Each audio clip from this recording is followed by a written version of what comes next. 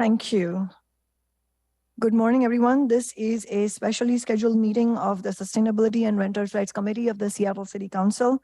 Today is Friday, June 30th, 2023, and the time is 9:34 a.m. I am the chair of the committee, Councilmember Shama Sawant. Will the court, Ted Verdone from my office, please call the roll? Councilmember Sawant. Present. Councilmember Juarez. Present. Councilmember Lewis. Present. Councilmember Nelson. Oh, sorry, let me turn on that microphone. Try again. Here in chambers. Councilmember Morales. Here. 5 present. Thank you, Ted, and welcome members of the committee.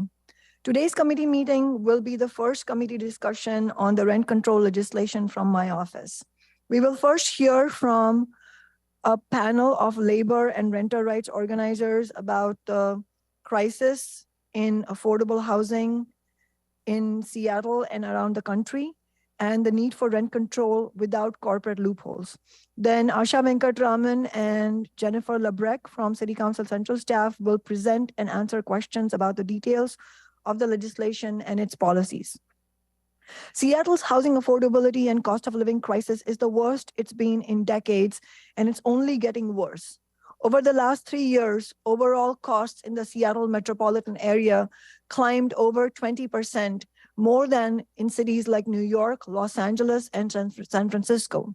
Wages in Seattle, meanwhile, have not kept up, growing just 16% after a precipitous drop at the start of the pandemic. Even before this record inflation was unleashed, Seattle's metro area rents increased by nearly 92% between 2010 and 2020. This means Seattle area rents in that decade increased more than in comparable regions such as the California Bay Area. And in fact, this was the largest, the increase that was experienced in the Seattle metro rents was the largest nationally. And nationally also, 39% of Americans and 44% of millennials say they are forced to skip meals to afford housing payments. And almost entirely they are renters, not homeowners. And a 2020 national study from the US Governmental Accountability Office showed that a $100 increase in median rent is associated with a 9% increase in the estimated homelessness rate. From 2019 to 2020, Seattle saw a 5% increase in people experiencing homelessness. And that's just a 1-year period, keep in mind. There's been a lot of homelessness increase just in the overall decade and a half. This is not an inevitable result of supply and demand, as we perpetually hear from Seattle developers and many corporate political representatives of theirs. There is an affordable housing crisis nationally and even internationally because the speculative real estate market treats housing as an investment for the very wealthy rather than housing for human beings. Not surprisingly, a survey of landlords and tenants from last year shows that the likelihood a landlord will raise rent goes up with the number of properties they own. Only 52% of the landlords who own one property said they will increase rent, compared with 92% of those who own more than 10 units. The survey also shows that many so-called mom and pop small landlords plan to raise rents less than what they believe to be on the market rate. No landlord, large or small, should have the right to exploit their tenants, but statistically, as we can see from these survey results, that exploitation is far more frequent with corporate landlords. Corporate landlords have raked in astronomical profits from rent increases. A report by accountable.us found that the 6 largest property management companies in the US made $4.3 billion in profits in 2022, which is over $1.3 billion more than in 2021. At least, and these people make $1 billion like it's pocket change. I mean, what does $1 billion look like? The rest of us are barely getting by. At least 3 of those 6 corporations, Invitation Homes, Avalon Bay, and AMH, own multiple properties in Seattle. The report found the corporate landlords made these enormous profits by, quote, imposing double-digit rent increases, charging excessive fees, and engaging in abusive tactics to evict tenants, and unquote. Most of the big property management companies are owned by major companies, banks, and other large corporate entities. And the individuals who rake in the profits through all these holdings are multimillionaires and billionaires. This rent control legislation is only the first step. In order to protect renters from outrageous rent hikes, we will not only need to pass rent control in Seattle, we will also need to overturn the outrageous state law that prohibits any city or town in Washington state from passing any law regulating rent. That state law has stayed on the books for the last 42 years since both the Democrats and Republicans in Olympia gifted it to the landlord lobby in 1981. To address this, the rent control legislation is essentially a trigger law. It becomes effective the moment the state law banning rent control is overturned. The rent control policy we are proposing has none of the corporate loopholes that the landlord lobby has often used to undermine and nullify rent control protections in cities and states around the world. Our bill would cap rent increases at no more than the rate of inflation. Landlords can choose to raise the rent less than the rate of inflation, reduce the rent. We don't expect that they will do that, but they have the legal option to do that, or keep it the same, but they may not raise it more than inflation. All the rental housing in Seattle will be protected. In some cities, rent control only applies to certain units, and you have to be very lucky to get into a rent control apartment. In our policy, all renters would be protected. In our policy, there would be no vacancy decontrol. Some cities have created a loophole. This is a vacancy decontrol loophole, where landlords can raise the rent by however much they want anytime a renter moves out of the apartment. This means that the rent control policy becomes far less effective in keeping rents affordable citywide. It also creates those outrageous situations where an unscrupulous landlord will try to bully a tenant out of their apartment in order to raise the rents. There is one-to-one replacement of affordable units anytime there is new construction, according to this law. If a developer demolishes a 10-unit building to build a 100-apartment building, the new landlords need to maintain the rents of the 10 apartments they demolished using some of the new units. There will also be a rent control board, according to this law, to deal with exceptions. So if a small landlord faces unforeseen costs, like a tree falling on the roof, for example, and they really need financial support, there will be a rent control board that can grant exceptions. But those are only for when an exception is really needed. That's a summary of the rent control law that we are going to be reviewing and asking the city council to vote on, and we'll be discussing that more. But before hearing from the panel of renters that we have before us, we will, and also the staff memo presentation, we will have public comment. We have 33 people signed up in person for public comment, and how many online, Ted? 37. Okay, so we will have everyone speak, but speakers will have 1 minute each so that we can get to the presentations. So please make sure you finish your public comment within a minute. I will read out the names of the speakers first who are in person, and then we will go to those who are online. And for speakers who are online, who are speaking remotely, when Ted calls your name, you will be prompted to unmute yourself. When you hear that, please hit *6 on your phone to unmute yourself and begin. And those of you who are in person, there are microphones here, right here in the front. So please make sure you hold it close to your face so that you are heard. The first, I will call three names each time. So make sure that if your name is following the current speaker, make sure you're ready to speak, stand there so that we don't spend time in people trying to get out of their seat. David Gooden, Al Rostholder Harris, and Ken Ollendorf. And I apologize in advance if I can't read your writing properly. David.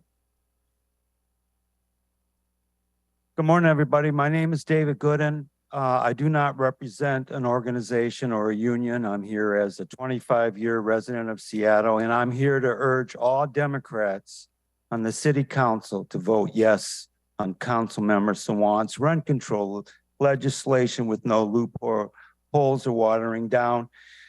I have 15 seconds to say I've lived in Seattle for 25 years. I've been a professional and I've worked full-time, and it's become increasingly difficult for me to survive with the rents. And also, I don't know if you notice all the people living on the streets, but I believe they're out there because of the high rent. So Democrats on the city council, with all respect to you, please support Council Member Sawant's rent control legislation. Thank you.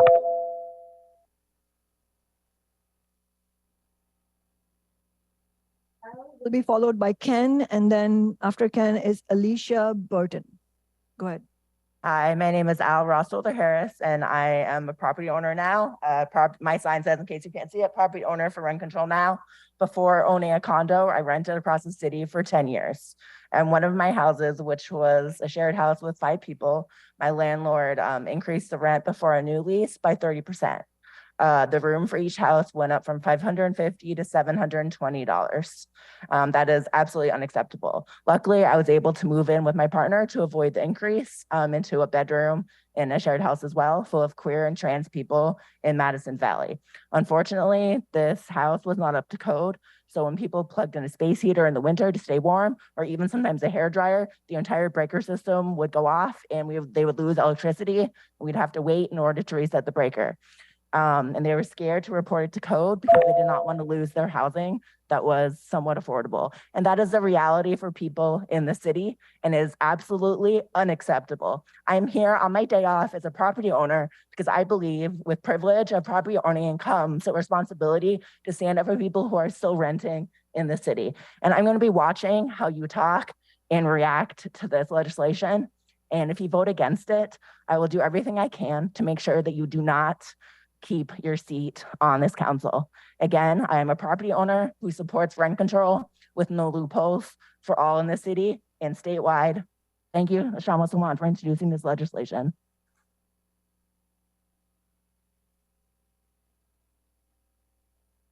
Hi, my name is Ken Ollendorf, and I'm a renter in the Central District. The for-profit housing market does not exist to fulfill housing needs, but to make money off them. Instead of catering, it caters to the greed of the wealthy shareholders and the real estate companies. Corporate landlords jack up rents because they have the power to do so, not because they need to, it's because they want to. This is why the working class and rank and file fought alongside Councilmember Sawant to win the Amazon tax to fund public-owned affordable housing, but that's still far from enough. The housing affordability crisis is acute. I can tell you my rent has gone up and my wages have not met it. And with inflation, it's harder to pay that rent every single month. This is why we urgently need rent control. I urge all Democrats in the city council to stand with the working people, not the wealthy landlords, and vote yes on council members Sawant's control legislation with no loopholes, watering down, or leaks. Thank you very much.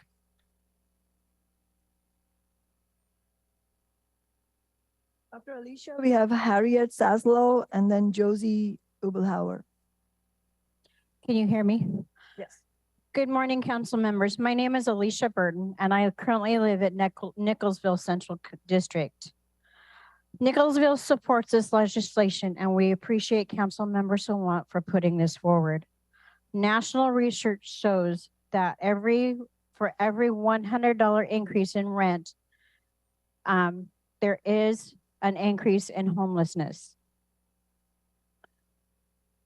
According to Zillow, communities where people spend more than 32% of their income on rent can expect a more rapid increase in homelessness.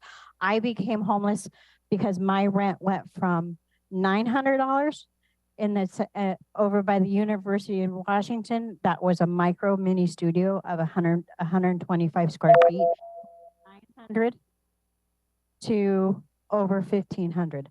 I can't afford that. I was working full-time at that time, and I was making $1,500 a month gross. How many square foot, by the way, for the 125 square feet.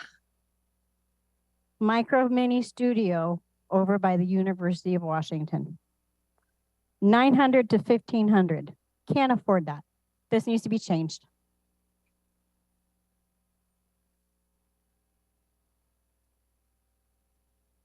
My name is Harriet Saslow. I currently live at Nicholsville, Northlake.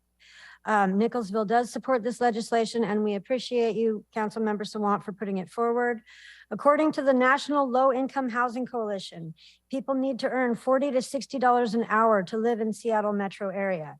Seattleites making minimum wage need to work 88 hours a week before we can reach the median monthly rent price.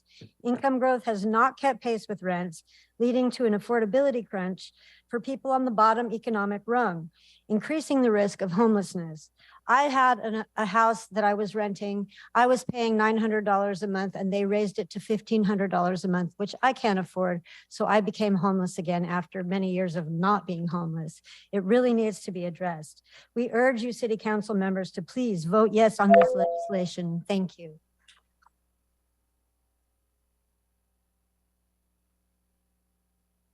It's Dominic Wolfgang Wallace and then Maddie Danks. Go ahead. Hi, my name is Josie Ebelhair. I'm a social worker with the Department of Children, Youth, and Families, a member of WFC Local 889, and a renter in District 3. Corporate greed is making it harder and harder to live in the city. The for-profit housing market does not exist to benefit working people, and landlords are benefiting and profiting off the backs of working people. As a social worker, I support people in searching for affordable and safe housing for children and their families almost daily, and it is impossible. We need not only rent control, but an expansion of social housing paid for by taxing the rich to solve this crisis. Rates of homelessness in Seattle continue to rise, and study after study show that raising rents are without a doubt a contributing factor. City Council is constantly scrambling for solutions to the homelessness crisis in the city, and here is a solution being dropped at your feet. Though rent control is banned in Washington state, there is nothing standing in politicians' way to change this. Seattle passing rent control would lead the way forward for working people fighting to win rent control across the state. I urge Democrats on City Council to support Councilmember Sawant's rent control legislation without loopholes and fight for the working people you represent.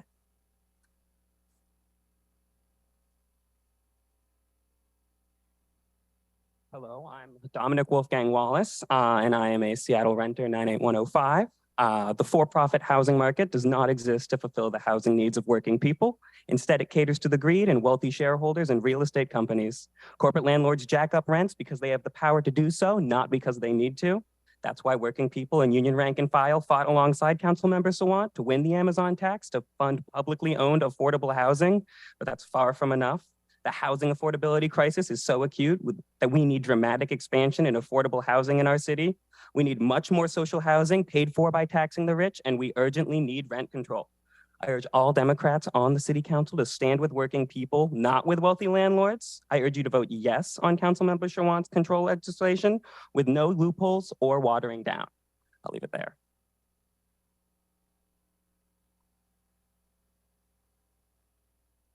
Followed by Jeremy Hawkins and then Gwendolyn Hart.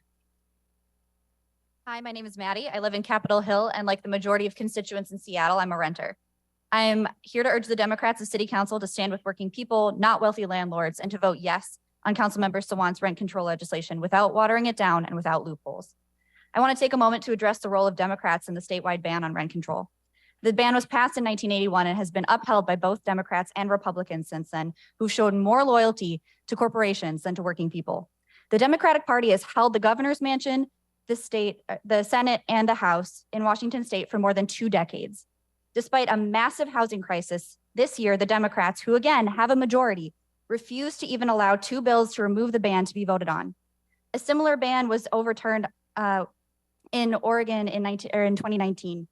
And across the board, rent control was passed. Winning this trigger law for rent control will enormously energize the movement that we need to force state Democrats to lift the ban. We urgently need more social housing paid for by taxing the rich and rent control in Seattle.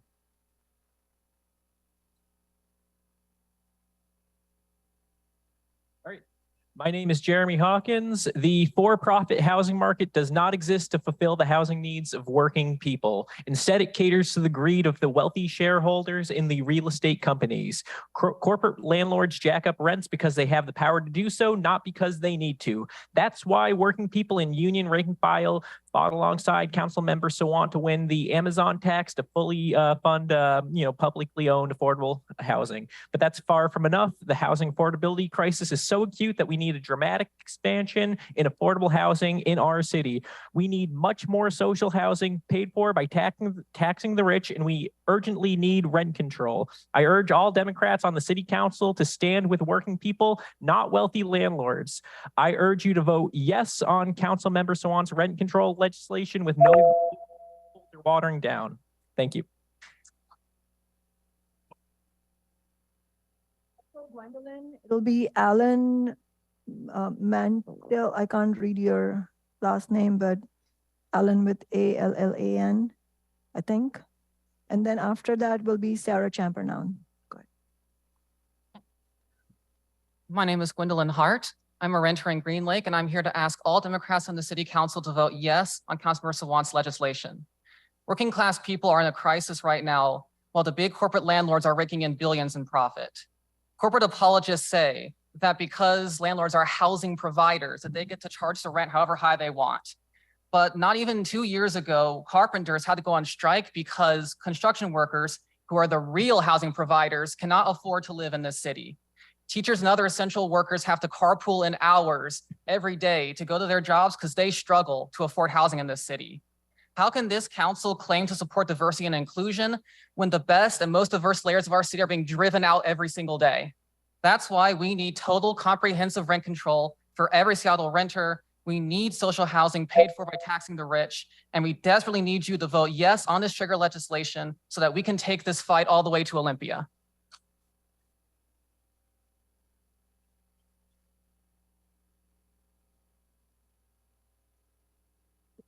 My name is Alan Martin. That's Martin. We support Nicholsville legislation and appreciate Sawant for putting it forward. Can you hold the microphone closer, please? According to the Washington Department of Commerce, the reason why the homelessness is double trend number of people homelessness because the people are only overwhelming caused by growing rent, pushing people out the margins of homelessness. More and more people are getting pushed outside the suburbs where transportation is limited and good paying jobs are, and homelessness is growing. We have members, council vote yes on citation. Thank you. Thanks.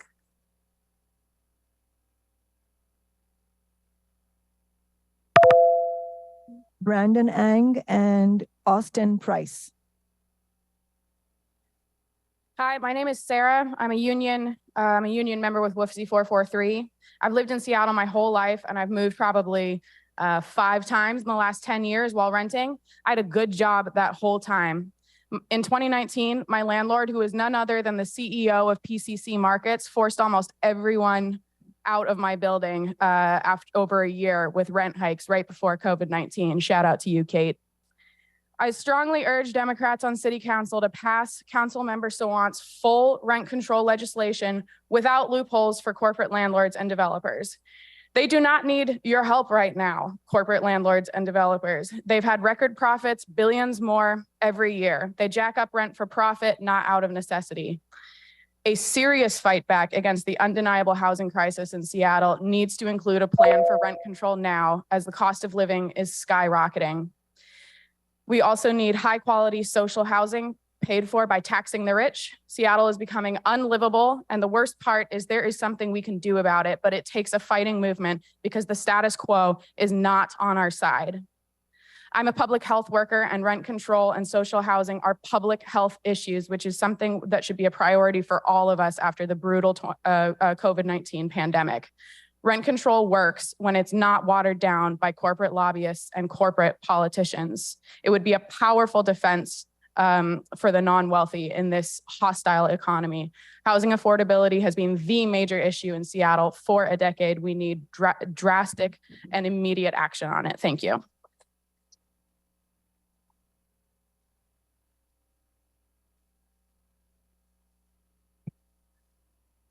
Hi, I am Brandon Ang. I am a University of Washington undergraduate student renting an off-campus apartment, and I am absolutely fed up with the rapid pace of rising rents without accountability of the corporate landlords. And, and I have been searching for apartments to move in starting this September, and options are very limited with the budget that I am searching for, and among other things. If the corporate landlords can continue to increase rents, why are there some reports of units that are not well under proper maintenance? We need rent control, and we need it now. Full accountability, no excuses.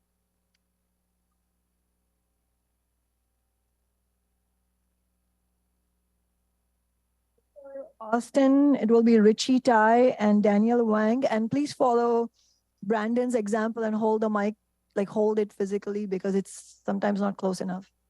Hey there, I'm Austin Price. I'm a renter in District 5, and I'm here just to urge the City Council to vote in favor of this rent control legislation. I've lived all over this country at this point, New York, Austin, from Louisiana, lived in Colorado, and I can say the Seattle rents are the most ridiculous, and the rates of increase are the most ridiculous I've seen all over this country. I don't know what to say about it. So the for-profit housing market does not exist to fulfill the housing needs of working people. We can all see that it caters to the greed of wealthy shareholders and real estate companies. Corporate landlords jack up rents because they have the power to do so, not because they need to, and because there's no accountability for them. That's why we have to stand together with rank and file unions and working class people to fight alongside Councilmember Sawant to win the, oh my goodness, I'm screwing this up. Well, the point is, we need this legislation desperately, every single one of us. We're just gonna keep getting run out of this city, and it's gonna get worse and worse, and this is unacceptable. Thank you.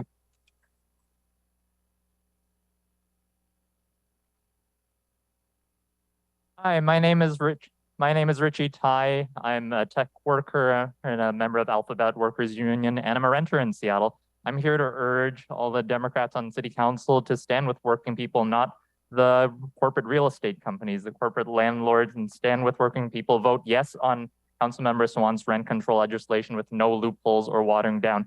And you may read scary fear-mongering reports from economists, myths that rent control will decrease the housing stock, and these problems are caused by the loopholes that we desperately need to avoid. Things like vacancy decontrol is not rent control, and more than allowing rents to revert back to market rates once tenants move out. It allows landlords to unscrupulously push tenants out to avoid rent control measures. So that's why working people like us have fought for things like the Amazon tax to make publicly owned affordable housing available. But we need more than that. We need rent control.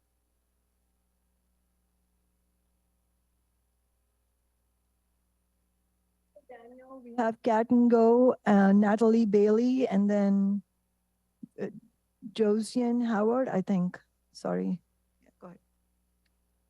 Hi, I'm Daniel. I'm a renter in District 3. Housing at the moment overwhelmingly serves as an investment and a means of profit for real estate firms and their shareholders. And as working people, we can't really vote with our wallets because whatever the corporate landlords want us to pay, that's why they raise rents as much as they want, because they can. And that's why a movement of working people and union rank and file, they fought for the Amazon tax alongside the council office of Shama Sawant. And I'm personally very proud to have been part of that movement. But that's nowhere near enough, as other people are saying, considering the state of the housing crisis, which working people are paying for.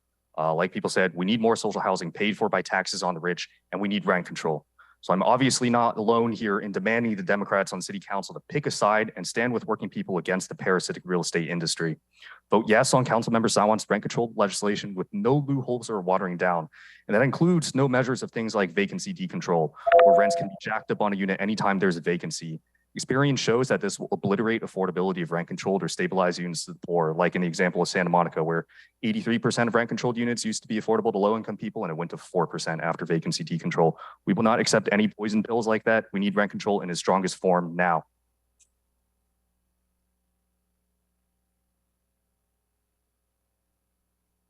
Hi, Hi, my name is Kat, and after living in Seattle for the last 3 years, it is clear to me, as well as the overwhelming majority of working people and renters, that we need rent control and we need it now.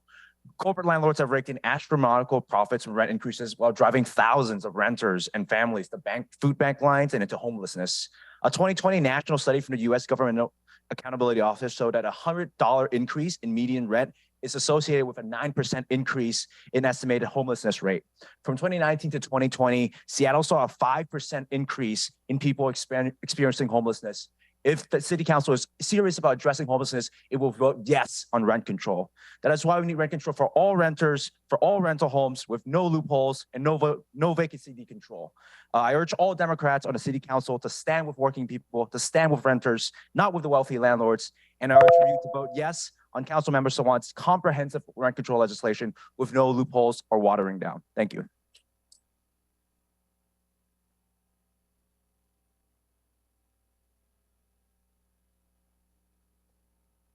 Hello, my name is Natalie Bailey. I've been a renter here in Seattle for over a decade. The for-profit housing market does not exist to fulfill the housing needs of working people. Instead, it caters to the greed of wealthy shareholders and real estate companies. Corporate landlords jack up the rent because they have the power to do so, not because they need to. That's why working people in union rank and file fight along Councilmember Sawant to win the Amazon tax to fund publicly affordable housing. And that's why it's far from but that is far from enough. The housing affordability crisis is so acute, we need a dramatic expansion in affordable housing of our city. We need much more social housing paid for by taxing the rich, and we urgently need rent control. Seattle's cripplingly high rents have acutely human costs. The greed of millionaires and billionaires, corporate landlord barons, is driving thousands of renters and families to food bank clients and into homelessness. The claim that rent control reduces the quality and the quantity and quality of available housing is a myth perpetuated by the real estate lobby. Big developers have controlled Seattle's public establishment for years, and despite a skyline littered with cranes, Seattle's biggest developers have done nothing to make rent more affordable. We desperately need rent control and be a massive win for working class people.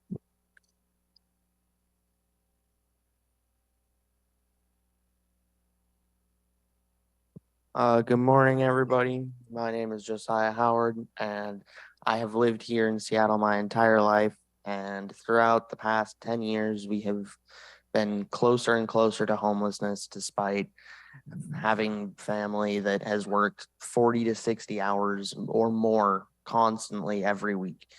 And it has not mattered and how much they work. We cannot make our ends meet, and we have seen even more families not be able to make ends meet.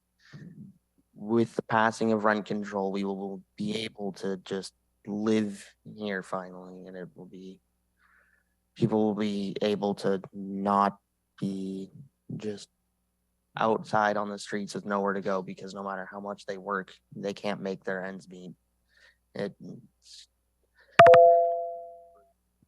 Rent is too high, and if we pass this, rent will be far more manageable for many people here. Thank you.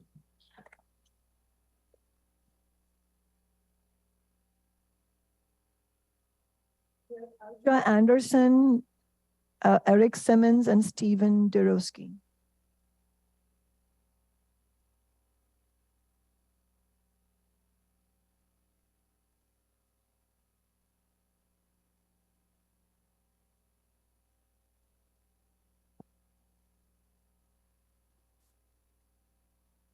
Hello, my name is Aja Anderson, and I am a grocery store cashier represented by UFCW 3000.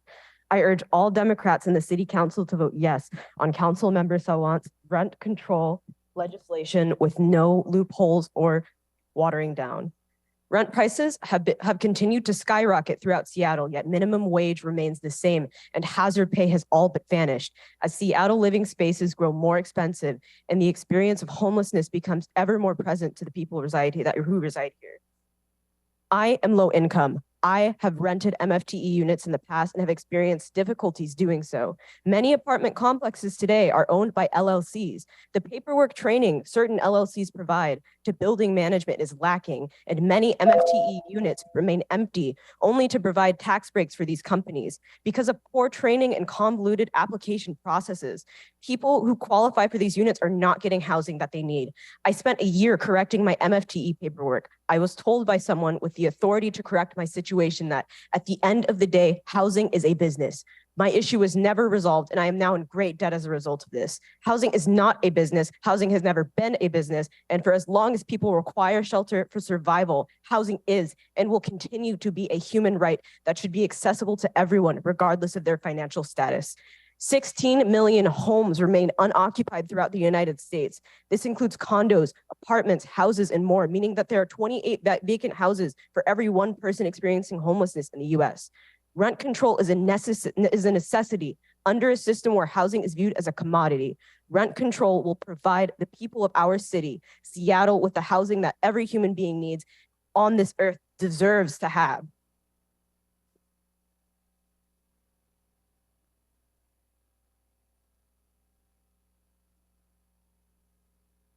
I am Eric Simmons. This for-profit housing market does not exist to fulfill the housing needs of working people. Instead, it caters to the greed of the wealthy shareholders and the real estate companies.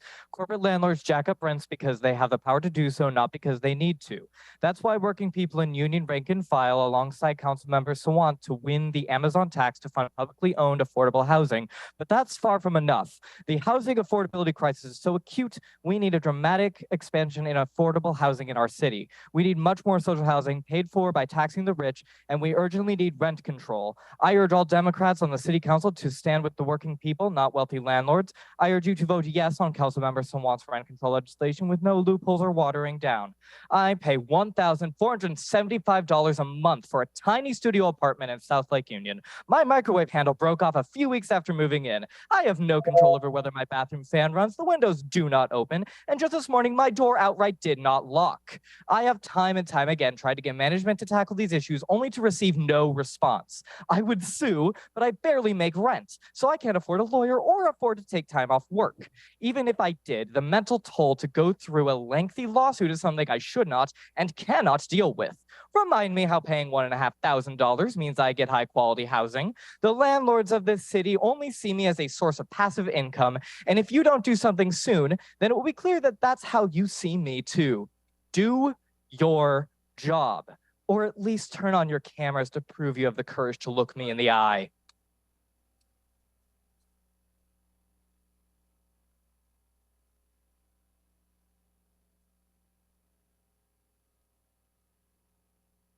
Dear Stephen, it'll be Rachel K., Yuli Matthew, Preston Sahabu, and Luke Wygren. Good morning, Councilmember Swan. Thank you for introducing this measure. Good morning, members of the council.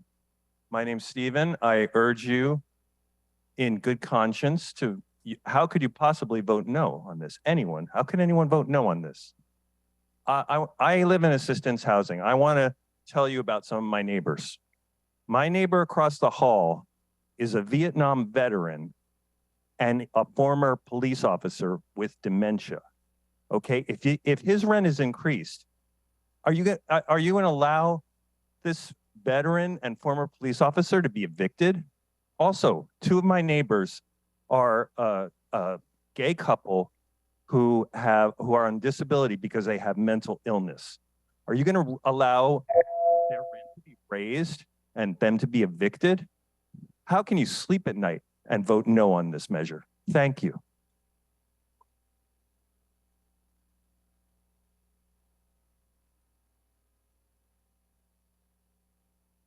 Hello, my name is Rachel K. I'm a low-wage cashier, and I am a member of the Seattle Democratic Socialists of America. I'm here because my friend UC Solsig committed suicide in a standoff with the King County Civil Processing Unit after she was being evicted from her slum of an apartment building that she couldn't even afford. She lost her life over $6,000, while her landlords, Gary and Devine Schaefer, own a home in Hawaii in addition to a mansion in Bellevue. The foundation group, also the property manager for her building, profits. We need rent control and social housing now so more people don't lose their lives to suicide or to homelessness on the street. Thank you.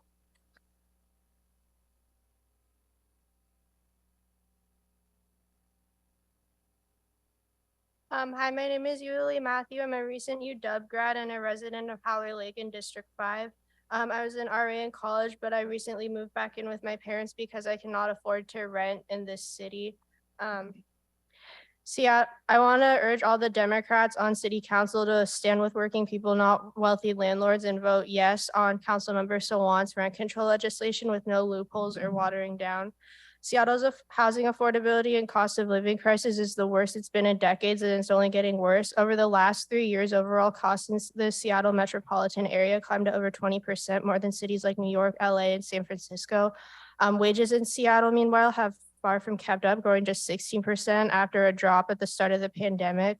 And even before this record inflation was unleashed, Seattle metro area rents increased by nearly 92% from 2010 and 2020. This means that Seattle area rents in that decade increased more than comparable regions such as the California Bay Area. I want you to vote yes on this legislation with no loopholes.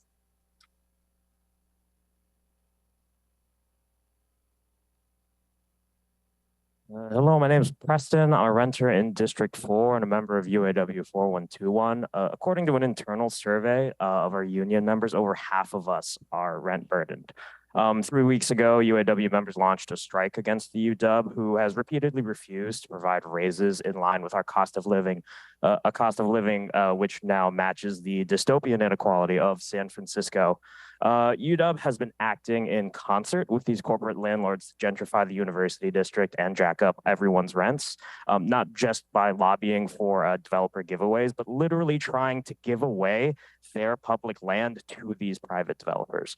I urge all Democrats on city council to stand with the students and the researchers who are struggling to make the UW work, and not the callous administrators and corporate landlords who $1 million salaries. Vote yes on Councilmember Sawant's strong rent control with no loopholes and no watering down. Solidarity.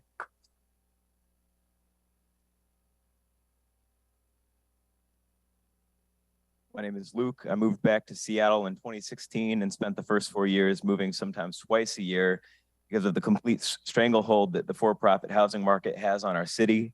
I've had friend after friend forced out of the city after being bled dry by their landlords. Renters skip meals, avoid doctor visits, miss life because they're working to keep up with their rents. Meanwhile, landlords literally gamble away our money, literally. Or worse, donate money to unseat our only true representatives like Councilmember Shama Sawant. Conservative council members and big business will do what they've always done, fear-mongering and calling rent control an outlandish or even radical demand that we should fight for more moderate reforms. I argue, given the scope of the crisis, rent control is the reform. While I support more radical demands such as decommodifying housing altogether, getting rid of second homes, we need to fight for rent control now and pass this bill. RIP UC.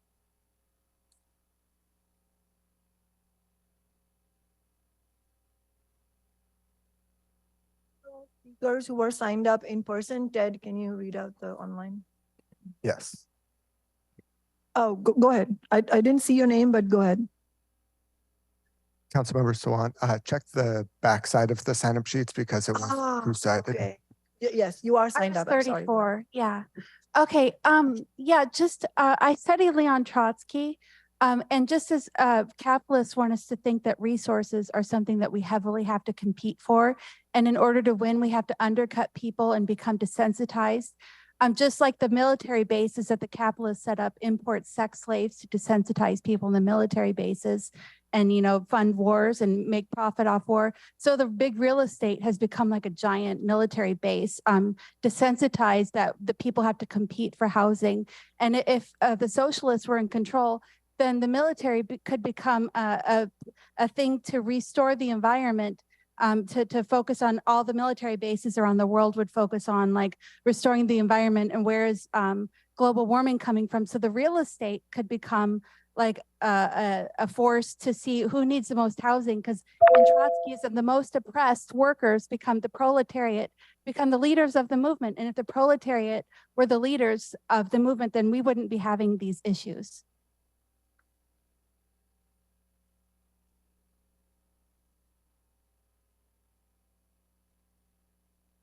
The first three remote speakers are Angie Gerald, followed by Brett Frank Looney, followed by Margot Stewart.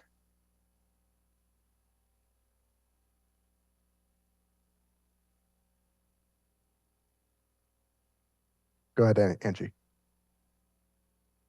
Good morning. My name is Angie, and I'm a small landlord in Ballard.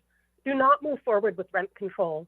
Seattle is losing rental units, and it's riskier than ever for people to rent housing to other people in Seattle. Council's regulations are diminishing opportunities, contributing to higher rents, more competition, and less diversity of housing. In the last few years, Seattle has lost many thousands of rental units in smaller sized buildings, where most of our naturally affordable rental housing is. At the same time, an almost $1 billion housing levy is being put to voters that will build and preserve only around 3,000 affordable units. The state legislature finally passed missing middle housing legislation, yet Seattle has been passing law after law raising barriers for people to be able to viably build, finance, or operate new rentals in the city. Council Bill 120606 is a fever dream and political distraction. Please redirect your energy toward a One Seattle approach. Encourage a rental housing environment where more people, not fewer, can offer residential housing to other Seattleites. Thank you. Brett Frank Looney.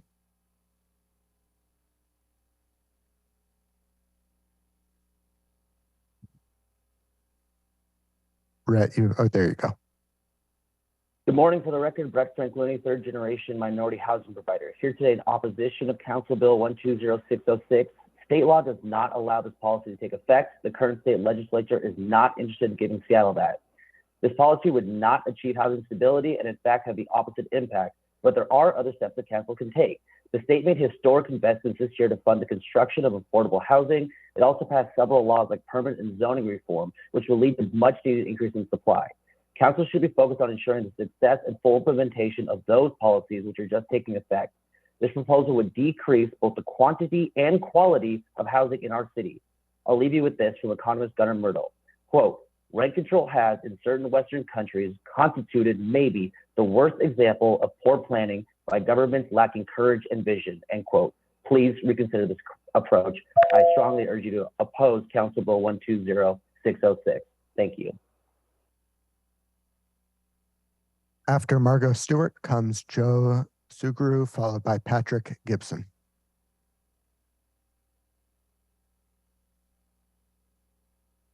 Hi, my name is Margot. I'm a renter on Capitol Hill and an activist with Workers Strike Back. I'm here to demand that the Democrats on the council pass Councilmember Sawant's bill for strong rent control. Working people in the city are being crushed between record inflation, skyrocketing rents, and as someone who spent a decent amount of time couch surfing and living paycheck to paycheck, I don't consider rent control to be a fever dream, like a previous speaker said, but an obvious necessity.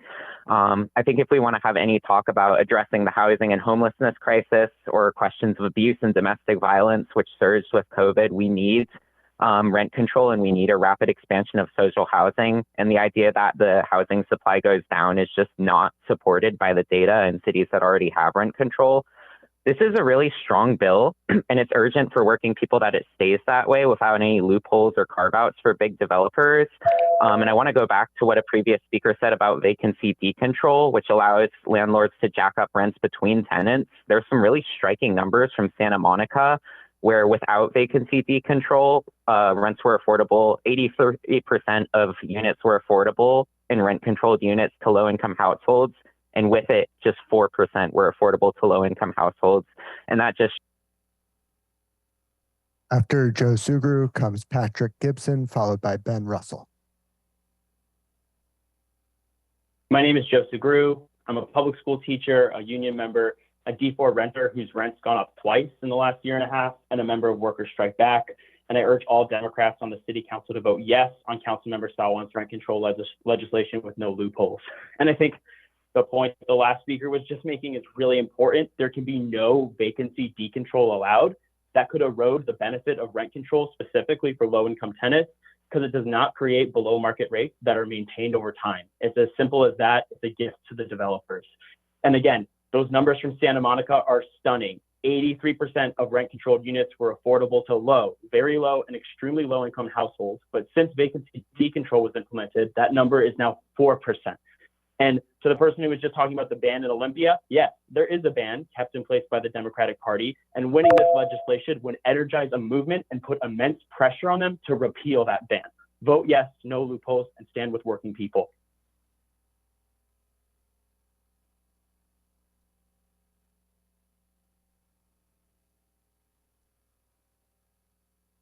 Ben Russell. My name is Ben Russell. I'm a renter here in Seattle. I'm asking the council to vote yes on rent control. If landlords are raising rent so much, over 90% in the last 10 years, it must mean that the homes they rent out are well maintained and safe, right? Far from it. In 2021, my apartment was destroyed by a fire deemed likely caused by dilapidated electrical wiring.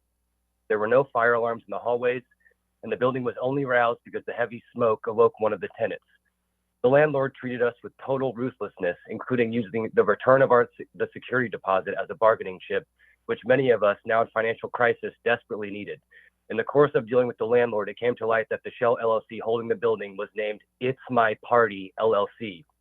The brutality we were treated with goes to show how far landlords will go to protecting their profits, neglecting even the most basic safety measures, which only by sheer luck did not result in death or serious injury. It was very clear what to us were our homes, to them, as the name of their LLC suggests, it was their party. We need rent control. Thank you.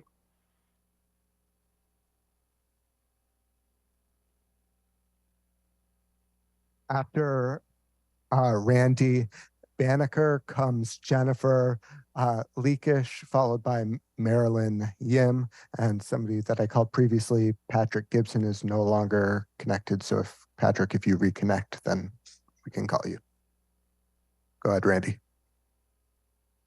Thank you, council members. Randy Banneker. I'm here on behalf of the Seattle King County Realtors. The best form of rent control is a 30-year mortgage, and this proposal does nothing to advance the dream of home ownership. We present members who struggle every day to help people buy a home in Seattle in a market where they're increasingly priced out. One tool many buyers use involves renting out an accessory unit or a duplex in order to both qualify for the mortgage and make payments on that mortgage. Rent control shatters that dream because it eliminates buyers' ability to keep pace with rising expenses because they have to pay for increased property taxes, city utility rates, mortgage rates. Rent control has proven to be an abject failure in every market where it exists. It constrains the supply of rental units and it establishes disincentives to improving those units. It's a lose-lose proposition. Bad for the tenants and bad for the rental housing owners. I urge you to reject this legislation.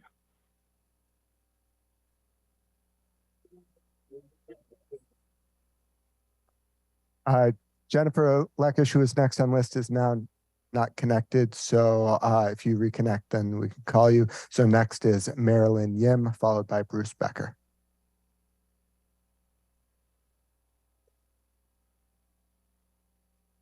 Marilyn, you appear to be muted, so hit *6 on your phone.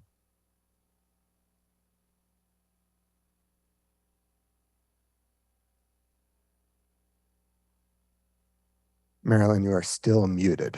So try *6.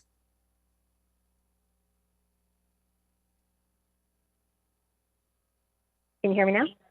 Yes. Great. Okay, my name is Marilyn, and I'm a small mom and pop housing provider and a union member. Seattle's regulations are making it impossible for people like me to continue providing housing in this city. Harvard just released a study this week showing that missing middle housing has a significant proportion of BIPOC and immigrant ownership that should be reflected in our race and social equity policy goals. They would be harmed by this hostile policy. Rent control is the ultimate NIMBY policy, and Sawant's proposal is the worst possible version. It shuts Seattle's door to newcomers and makes no room for them. Rent control has been proven to reduce housing supply, increase rents, and result in poorly maintained properties. It's a disincentive for builders and can result in a housing shortage, the opposite of what Seattle needs to create lower rents. I urge you to heed RCW 3521-830 and stop entertaining this now. The imposition of controls on rent is of statewide significance and is preempted by the state. No city or town of any class may enact, maintain, or enforce ordinances or other provisions which regulate the amount of rent to be charged for single family or multiple unit residential rental structures. Thank you. Next on the list is Bruce Becker. Hi, my name is Bruce Becker. I'm a mom and pop landlord in Seattle. And this kind of rent control bill is really the worst possible form of providing additional housing. What you want to do is to make providing housing simple, efficient, and predictable, and this does none of those. For example, in Portland, after rent control was put into place, it lost 14% of its single-family rental stock. That's happening in Seattle, too, with all of the other regulations that go along with providing housing. This bill is especially bad. It limits rent increases to an index that has no relationship to cost of the cost of providing housing. For example, taxes on my rental house a few years ago went up 25% from year to year. That's the kind of increase that can happen sometimes, and that's tenants. It's also provides for years without regard to improvements or costs, and the exceptions to it require a 2/3 vote to approve, and that's undemocratic. I encourage you to vote against this proposal. Thank you.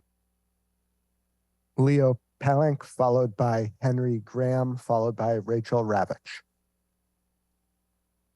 Yes, hi, my name is Leo Palank. I'm a small-time landlord, and I'm strongly opposed to rent control for three main reasons. First of all, it's ineffective. It has never been shown to have an overall positive effect on the cost of housing in any of the places that has been tried in the past. And to a large degree, the very fact that the sworn out policies being proposed illustrates the complete failure in imagination and creativity of the city council to deal with the high cost of housing in Seattle. Second, we have only recently come out of a pandemic during which landlords were unable to increase rents, and many of us had to deal with non-paying tenants for very long periods of time. Following the pandemic, we've seen prices go up dramatically, and in my case, I'm just now getting my rents back to what they were before the pandemic because I lowered them to help my tenants out. Locking us into low rents at this time is like a slap in the face to those of us who tried to help our tenants. Third, in light of the other things the City Council has done the past few years to increase my risk, installing rent control draw for me to finally sell my properties and get out of this altogether. And to be clear about that, I have tenants that are paying way below market value, and they'll be forced to move because my properties will be sold and to developers. The biggest irony here is that rent control will be the final act in ensuring a corporate takeover of the Seattle rental market. Finally, I have two questions. Why is it okay for me to work hard at my job but not to expect to make a profit? How many of you? Next up is Henry Graham, followed by Rachel Ravitch, then Aidan Nardone. Hello, my name is Henry Graham. I'm a renter in District 4, and I urge all Democrats on the City Council to vote yes on Councilmember Sawant's rent control legislation without loopholes or watering it down. I grew up in Seattle, and I can barely afford the moldy basement where I now sleep. It doesn't take a radical to recognize that we need rent control now. Working people all over the city can see it. Black people and other people of color are the people who need it the most. But if your constituents don't move you, then just look at the facts. Study after study reveals the greed of corporate landlords, the undeniable correlation between rising rents and people being forced out onto the street, not to mention the benefits that real rent control has already brought to cities around the world. If you vote no, turning your nose at the mass support and mountain of evidence, know that the people of Seattle will remember this.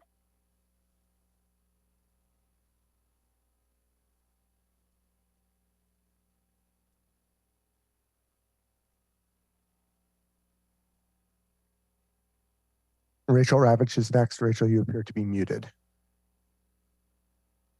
So hit *6.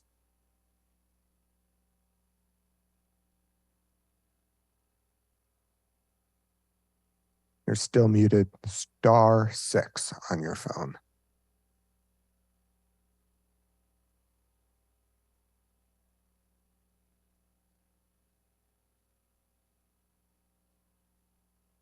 Can you hear me now?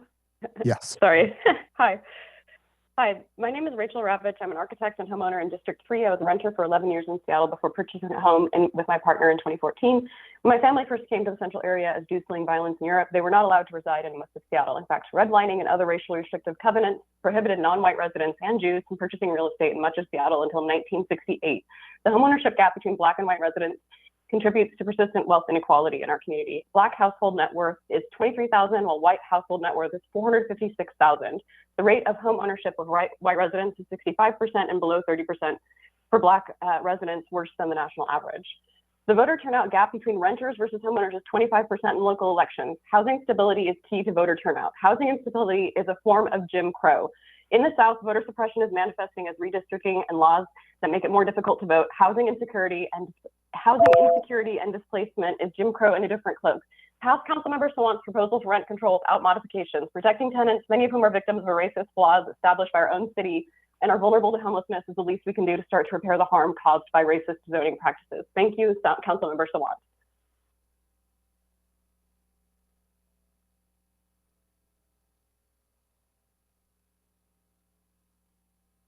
Aiden Nardone, followed by Brad Augustine, followed by Daniel Bannon. Good morning. My name is Aiden Nardone. I live in District 6. Where are the means testing provisions in this bill? I don't think somebody that's living in an ultra deluxe penthouse is particularly worried about their rent increase. Are there any plans to reduce landlord expenses? Will you cap any increases in registration fees and inspection fees? Will you cap any utility bills increases for landlords that must hold the water, sewer, and garbage in their own name? By the way, in your report, there was an obscure reference to Cambridge, Mass. And rent control. Rent control was terminated in 1995 in Cambridge. If you're going to use statistics to support your arguments, at least try to use something from the 21st century. Brad Augustine, followed by Daniel Bannon, followed by Caleb Kratz. Hello, can you hear me?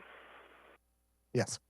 My name is Brad Augustine. I'm the manager of a company called Madrona Real Estate Services in Seattle. We manage what I call Ma and Pa owned apartments. In the city of Seattle, 74.4% of all apartments are owned by Ma and Pa's. And yet we have seen in the last 2 years dramatic reduction in those desires to own apartments. Sawant said I quote this, housing is an investment, and then she implied that the audacity that it would be an investment. So if she also said if a developer tears down 3 to 4 rental units to build a large apartment, then they should be required to maintain lower rates for the units that were torn down. Okay, good luck. No one's going to build apartments in Seattle. There are 58,526 units being added to Seattle right now. Seattle's population growth is flat. We don't have the 20,000 people moving. And Portland, Oregon, who has rent control.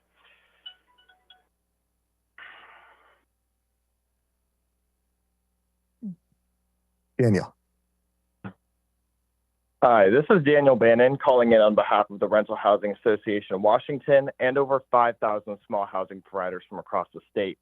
Rent control has failed to improve the rental housing market every single time it has been implemented because it reduces supply and actually increases rental housing costs. Specifically, a study conducted by the Stanford Graduate School of Business, the professors of that school, found that rent control caused an overall increase in rental rates, which made it much more difficult for new residents to find affordable housing. And in this instance, it actually proved to accelerate gentrification in the San Francisco rental market.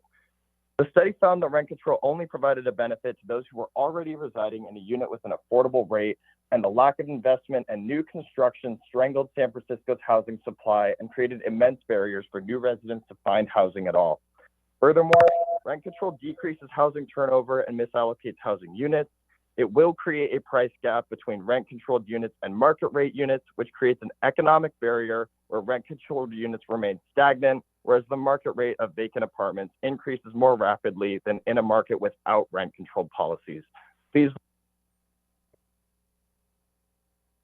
Caleb? Hear me? Yes. Can you hear me? Yes. Good morning, council members. My name is Caleb Kratz. I currently live at Nicholsville Central District. After becoming homeless in January, I have struggled to find work that will pay enough to successfully get me out of homelessness.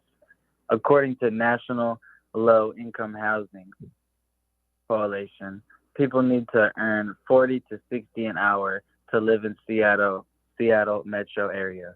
The minimum wage here is far from that, being at only $15.74 as of January 1st, 2023. With the prices of rent being so high, more and more people are having to move further from their jobs, farther from Seattle just to comfortably live. The problem with this is that we will now have to spend money on gas and car maintenance. Transportation is often limited and good paying jobs are rare. The annual salary of $100,000 isn't even enough to buy a single family home in Seattle. Majority of people don't even make that salary today.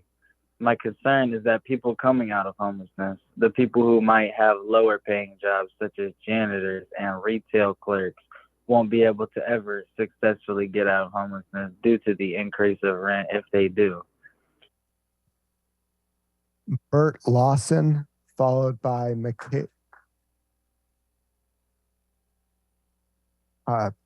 Bert Lawson, followed by Michaela Adams, followed by Isaac Curtis. Can you hear me? Yes, go ahead. Hello, can you hear me? Yes. Hello. Yes, we can hear Hi. you. My name is Bert. Hello, my name is Bert Lawson. I homelessness in Seattle because of the high cost of living, and my wage just couldn't quite keep up with the cost of living.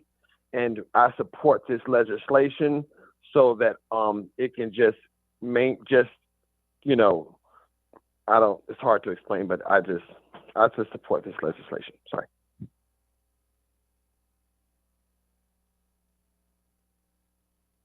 Hello. Hello, can you hear me? Yes. Good morning, council members. My name is Michaela Adams. I currently live at Nicholsville Central District. I became homeless almost a year ago today. My siblings, mom, and I, after weeks and months of trying, finally got into a homeless shelter in the street. More and more people are becoming homeless every day in Seattle. According to the national research, every $100 increase in rent is associated with an increase in homelessness of between 6 and 32%. With these numbers, how is Seattle equipped to even find shelter for the homeless people living on the streets? My concern is if it took months for my family now to get into a shelter due to the overflow of homeless people in Seattle. What's to say in the future I become homeless again? Will I be guaranteed shelter, or will I find myself struggling again because of the amount of homelessness in Seattle? With the rent prices continuing to go up, more and more people will eventually become homeless and struggle to get out of the homeless life. Majority of shelters are already too full to even provide shelter, and after, if rent prices continue to go up, the homeless problem and lack of shelter in Seattle will also continue to go up. Nicholsville appreciates council members for putting the legislation forward, and we urge the city council member to pass the legislation. Thank you.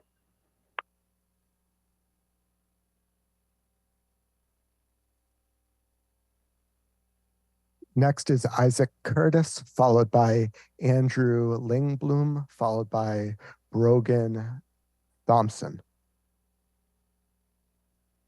Can you hear me? Yes. This is Isaac Curtis. Good morning, council members. In 2022, I was diagnosed with cancer and began treatments at Fred Hutch. I am on Medicaid and have found that to be an adequate system to pay for these treatments. My ability to work full-time has been curtailed, although I do work a part-time job. Because there are income limitations with Medicaid, I'm only able to earn $1,677 a month. I live in a micro studio in Capitol Hill. To the best of my knowledge, the studio I live in is one of the lowest priced units in Seattle. I'm currently paying $817 a month, which covers utilities. Also, my original monthly payment in November of 2021 was $650 a month, including utilities, which I found to be a reasonable rental payment for the size of the unit, which is under 200 square feet. Beginning in December, my rent is scheduled to increase to $900 a month plus utilities, which are $120 a month. The limitation of my increase in rent will cause me to pay a significant amount in relation to my income. This is an equitable manner in which to treat renters who have disabilities and are members of a class known as the working poor. Thank you.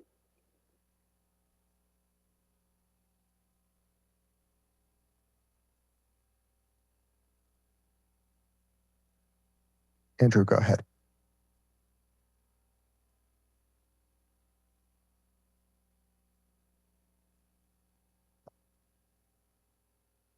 Andrew, you're not muted, but we can't hear you. Maybe the mute button on your phone has been hit. Oh, thank you. Hi, my name is Andrew Lindblom. We desperately need and deserve rent control. Our family had to move out of Seattle into a mom and pop rental in the suburbs because we could no longer afford Seattle rents. I used to walk to work to Seattle, but now I'm part of Seattle's traffic problem. Our salaries are not increasing at the same rate as rent, and we are not alone in that. Inflation continues to outpace wage growth. The increase in rent is not only driving people out of Seattle, it's also driving people to hunger and out onto the street. Expensive rents do not mean a well-kept apartment building. I have dealt with mold, thin insulation, cheap paint. This is a crisis that so many of us face. We cannot build our way out of this affordability crisis. We need rent control in the apartments that we have. This rent control is a trigger law. You can pass this law, and with it, Seattle will be a positive driving force statewide for real change. I urge the City Council to pass Councilmember Sawant's rent control legislation without watering down our loopholes. Thank you so much.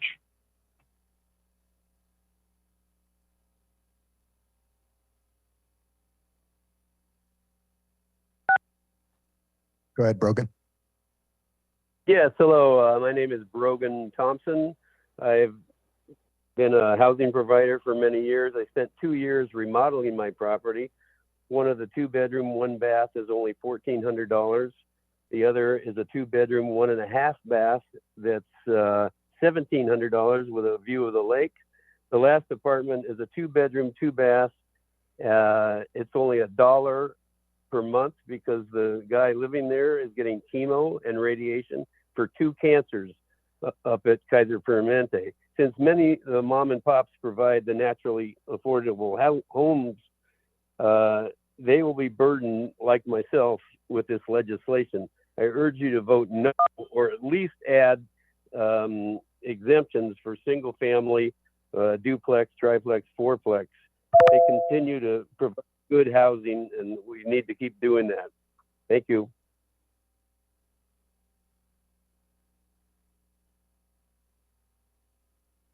Next is Constance Nelson, followed by Bert Lawson, followed by Anthony Jacobs.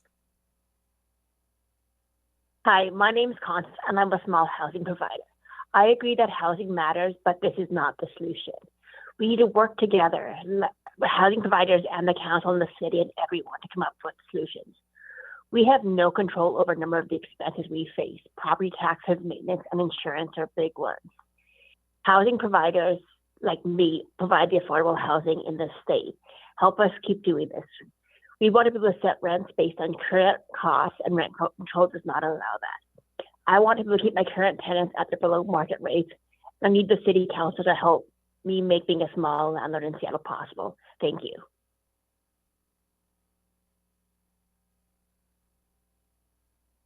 Next is Bert Lawson.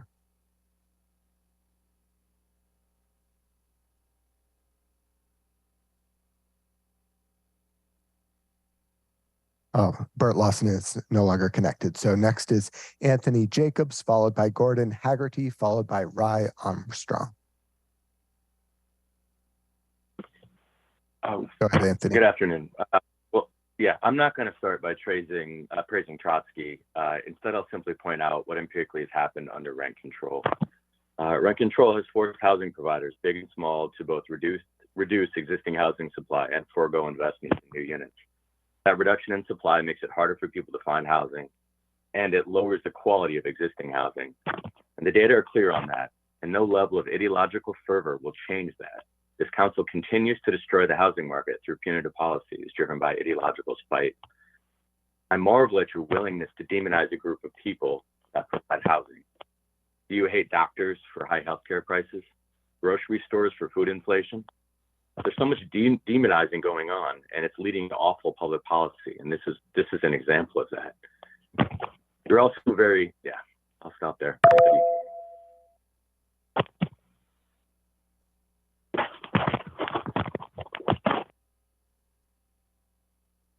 Gordon Haggerty. Hello. Yes, this is Gordon Haggerty. Can you hear me? Yes. Yes, thank you. My name is Gordon Haggerty, and I'm testifying today against this rent control bill. I've been a small affordable housing provider in Seattle for over 50 years. I first got into the housing business as a university student because I needed affordable housing myself. So I managed a 5-bedroom rooming house while I lived in the unfinished basement. Coming out of college, we managed to rescue an old 1890s Victorian apartment conversion from the wrecker's ball, and over the next 10 years, put our sweat equity into restoring it into a beautiful, affordable, and desirable neighborhood gem. Today, we still fight to avoid the wrecker's ball, as demand for higher density has driven up land prices, property taxes, utilities, insurance, and maintenance expenses. 50 years later, we're still remodeling and improving. Rent control will drive the final nail into the coffin of private rental housing in Seattle. We are not the enemy here. So Seattle has an affordable housing problem, and rent control will make the problem worse, not better. Please. Next up is Lucas Johnson, followed by Kevin Vitzwong, followed by Naomi Libwak.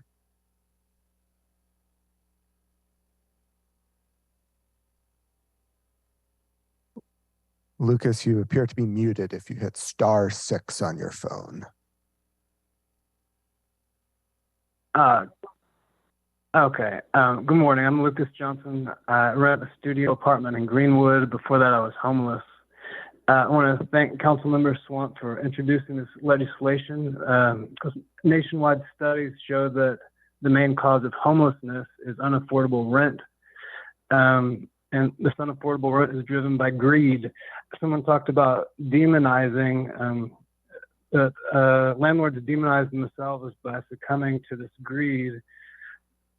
They're using this real page algorithm, most corporate landlords do, that allows them to squeeze renters ruthlessly for as much as they can get out of them to increase their short-term profits, making the housing crisis a simple, efficient, and predictable result. So housing is a human right. We need to treat it as such rather than prioritizing people's profits. Thank you.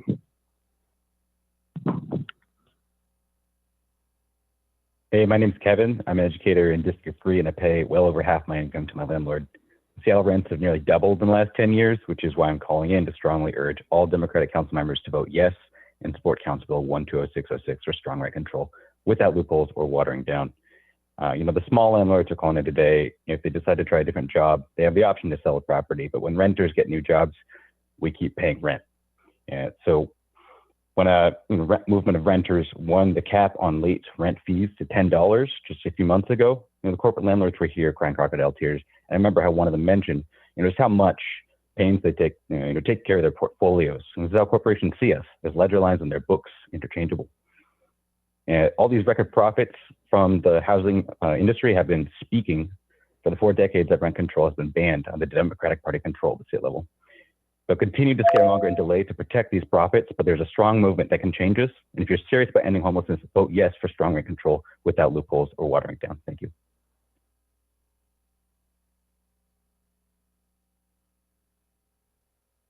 Next, Rye Armstrong is reconnected now. So Rye Armstrong, why don't you go next, followed by Naomi Litwack, followed by Gabe Mahan. Hi there, this is Rye Armstrong. I'm a resident of District 3 and a candidate for Seattle City Council, strong Democratic Socialist. I'm talking and speaking to hundreds of people on the streets and also within their homes that are demanding for rent control. I praise Shama Sawant's office for pushing this legislation forward so we can affect actionable change against the state law. I grew up here, but also lived in New York City for 5 years. The only reason I could live there was because I was on a rent stabilized lease. I was paying $875 a month to live in Midtown Manhattan as an artist working within theater. So for me, this is an extremely important legislation, especially for the fact that year over year, Seattle has seen nearly a 19% increase in rents, with the average rent for a one bedroom being $1,681 and for a two bedroom $2,097. This is unacceptable that we have this amount of inequality and greed from corporate landlords, and I would ask the council to please secure the passing of this legislation. Thank you.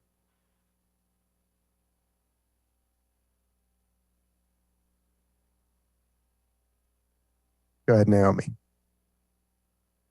Hi, my name is Naomi. I'm currently renting in the University District, and last week my neighbor was stabbed. He was a victim in a domestically violent, abusive relationship. And the stats show us that a big factor in people dying from violence by their partners, being injured by their partners, is when there isn't as much housing available and when housing is unaffordable. He couldn't move out. He had nowhere to go. And so I strongly urge council to pass rent control with no limitations and no watering down. I echo the statement about crocodile tears. Reminder to landlords, you are not providing housing because ticket scalpers are not providing tickets or shows. If it's that hard to be a landlord, you can quit and sell at any time and get someone into homeownership. The idea that rent control will be a barrier to homeownership is laughable because the primary driver of land prices is speculation and a crowded demand market for profit. So I really ask all the landlords and realtors here to ask themselves whether human lives are more important than their profit. Because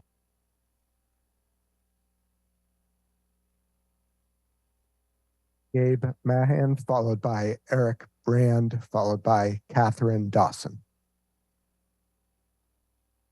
Hey y'all, my name is Gabriel. I'm a renter and tech worker in District 3, calling in emphatic support of the proposed universal rent control legislation without loopholes or watering down. In the Central District in particular, that's my neighborhood. It was once a predominantly Black neighborhood, but people of color have been continuously driven out of the neighborhood due to shocking rent increases. And rent control is without question the strongest way to protect our neighborhood and keep people in their homes. I think it's really disingenuous to describe this bill as some sort of undue burden or restriction that'll drive people to stop renting their homes. I mean, neither common sense nor data support that notion. In fact, the real thing driving people to sell their spare homes is the speculative housing bubble, which drove home prices to astronomical levels. A lack of rent control and skyrocketing rents was in fact one of the things that fueled this bubble, since investors looked opportunistically at the possibility of jacking up rents. That's why even as a tech worker, I can't afford a home and probably never will, with rents going up by 15 to 20% each year. So I urge the City Council Democrats to please do something. Protect our companies. Don't let the big corporations get away with flimsy excuses or use small landlords as a shield to try to justify loopholes like vacancy control. Thank you.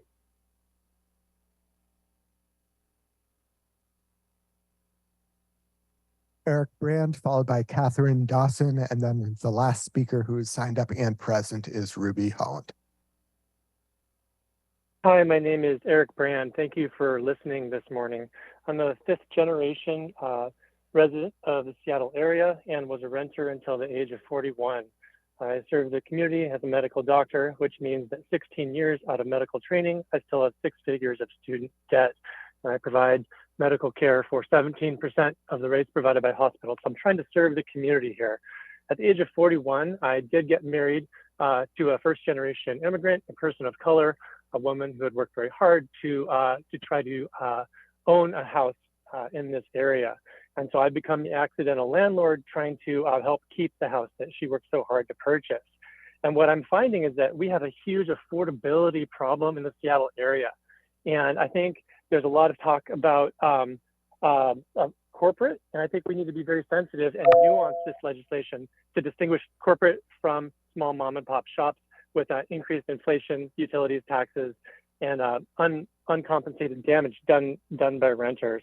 So I think we need to pause and make housing more affordable. I'm concerned that Seattle has lost 14% of its single family houses in the last year, and we're going to be next unless we get some support from the city.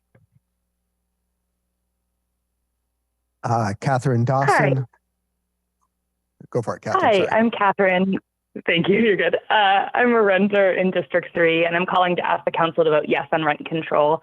As you've heard, and you know, Seattle's in a housing affordability crisis, and rent control has really broad public support. The majority of Seattle residents are renters like me, and over 40% are rent burdened. Rents continue to rise, and so that landlords and investors can maximize their profits, but we know that renters are forced to bear the burden of those increases, and that often leads to displacement and homelessness. For example, like you've heard, my landlord increased my base rent 10% just last year, in addition to adding a bunch of new fees. They're also one of the 10 mega landlords currently being sued for allegedly colluding and using price fixing to artificially inflate rent prices. So it is about profit, not about housing supply or anything else. And like many renters, I've shuffled between apartments to try to avoid those big rent hikes, but even that strategy can't work. So housing is a human right. Please vote yes on Councilmember Swant's strong bill for rent control without any loopholes. Thank you so much.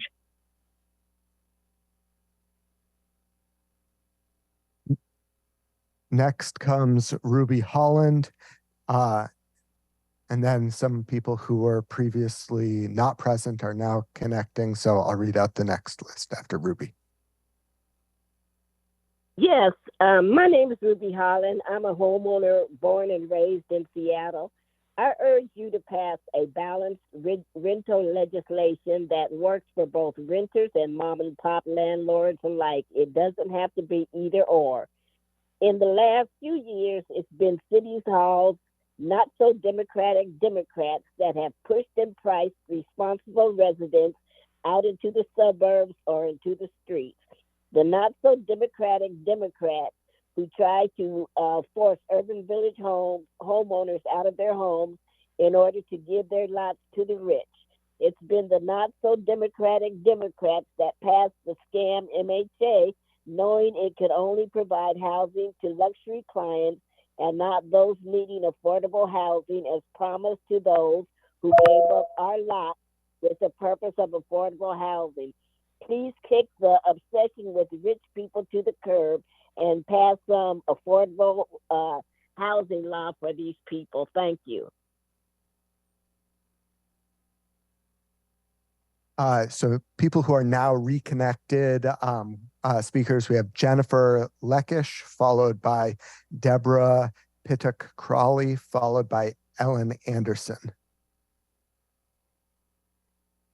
Hi, my name is Jennifer Leakish, and I am a 20-plus year resident of Seattle. I've been a renter, and I've been a housing provider, and I urge you not to pass this type of legislation.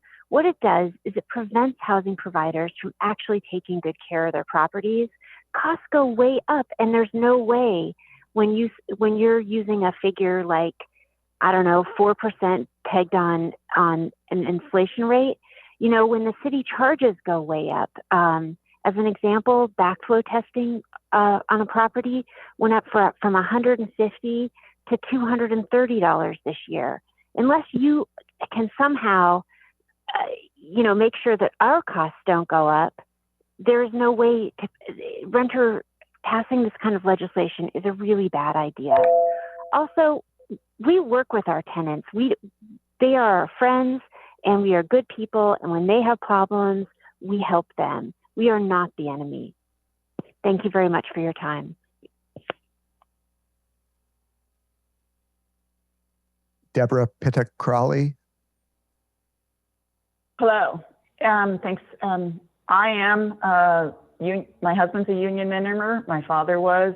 I dedicated a career to nonprofits, including ones such as Uplift Northwest, supporting the homeless of Seattle. And I am a rental housing owner. We have 2 properties in Seattle, single families in highly desirable areas that we rent for $1,300 and $1,600. You're hearing the difference between very large corporations and small owners, and to the point that we are being forced out. To the person, I had to laugh, who said we had algorithms to figure out rents for us small landlords, shows how little you understand what being a small landlord is. I see the folks who were put on this meeting officially to present, none of them represented small landlords. And so as we go forward, I think the folks who spoke to a rational way of looking at this, looking at the small landlords differently than large corporate landlords. We are those who care about our tenants. We can't afford the cost. Our property taxes have gone up 35% in the last 10 years, including all of the others. I just had one plumbing piece done for a renter over $1,000. So Ellen Anderson is the last speaker who signed up and present. Hi, I'm Ellen. I live in Beacon Hill, and I am a queer renter, a small mom and pop, small-time renter. And I find it being an absolute shame for so many of these small landlords to try and use the identities of queer and POC landlords, quote unquote livelihoods, claiming their livelihoods are at risk, to try and push back against the reality that the Seattle queer and POC communities are going to be and are currently impacted the most by this outrageous and completely unregulated cost in housing. You know, claiming that rent control makes rent unpredictable and ineffective and more unaffordable for working class people is laughable and completely not based in reality. The claim that rent control reduces the quality and quantity of available housing is a myth that is perpetuated by the real estate lobby. In New York City, the two largest booms took place during the times of strict rent control in the 1920s and in the post-war period between 1947 and 1965. And more recently, UC Berkeley researchers have found that 6 cities had rent control in the Bay Area actually produced more housing per unit per capita than its cities without rent control. I encourage all council members to pass this without any loopholes, without any potholes. Let's get this pushed through so that we can have the people who live in this city who run this city.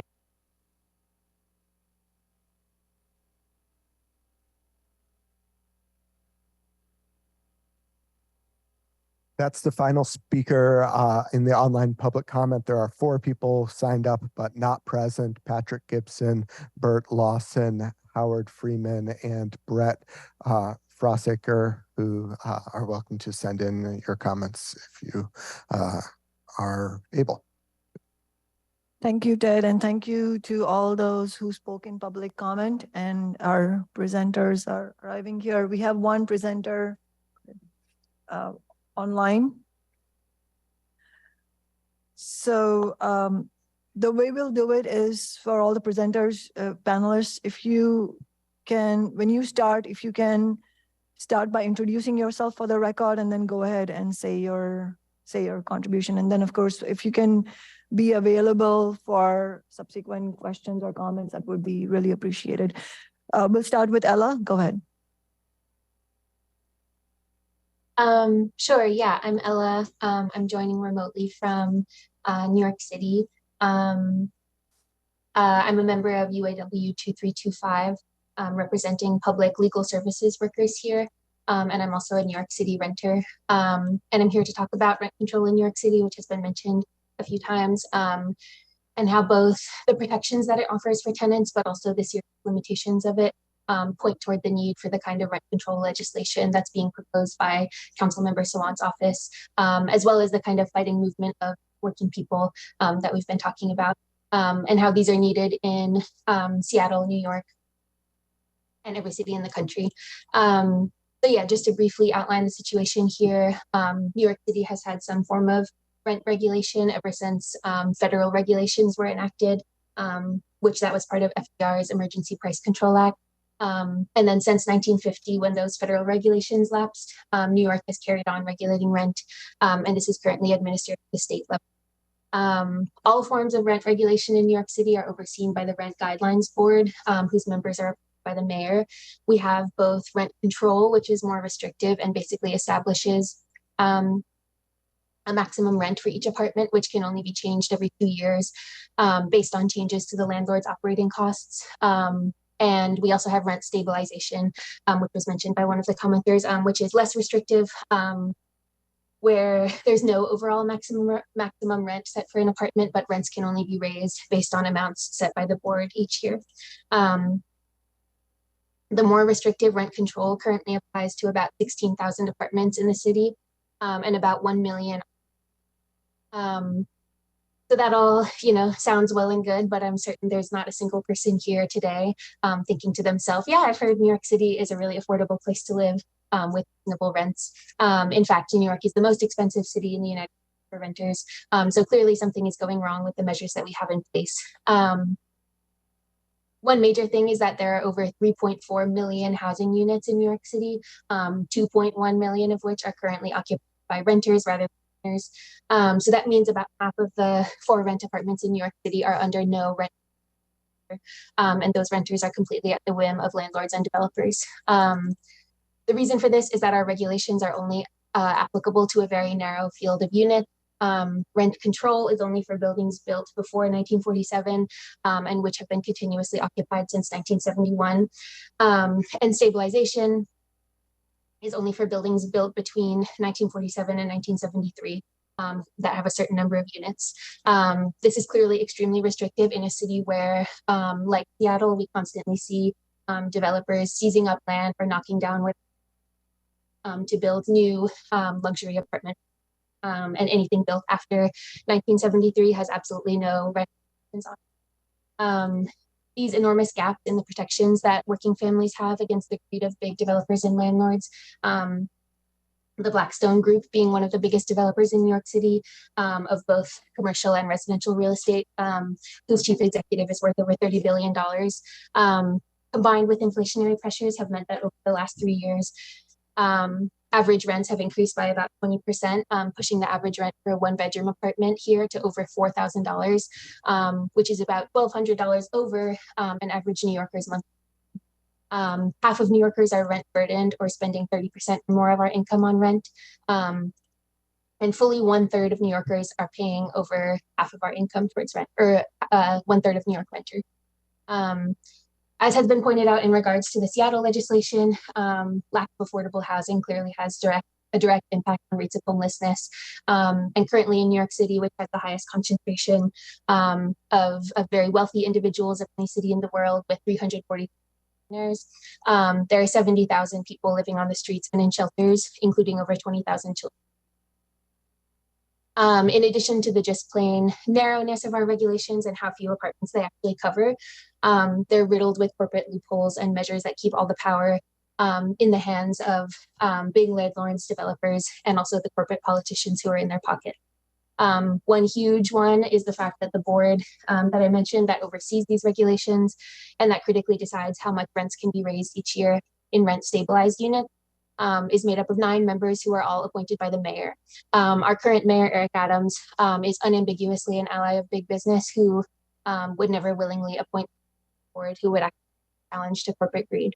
Ella, I'm sorry to interrupt you, but you seem to be cutting in and out, like your audio. I don't know how you can maybe stay closer to the microphone or something.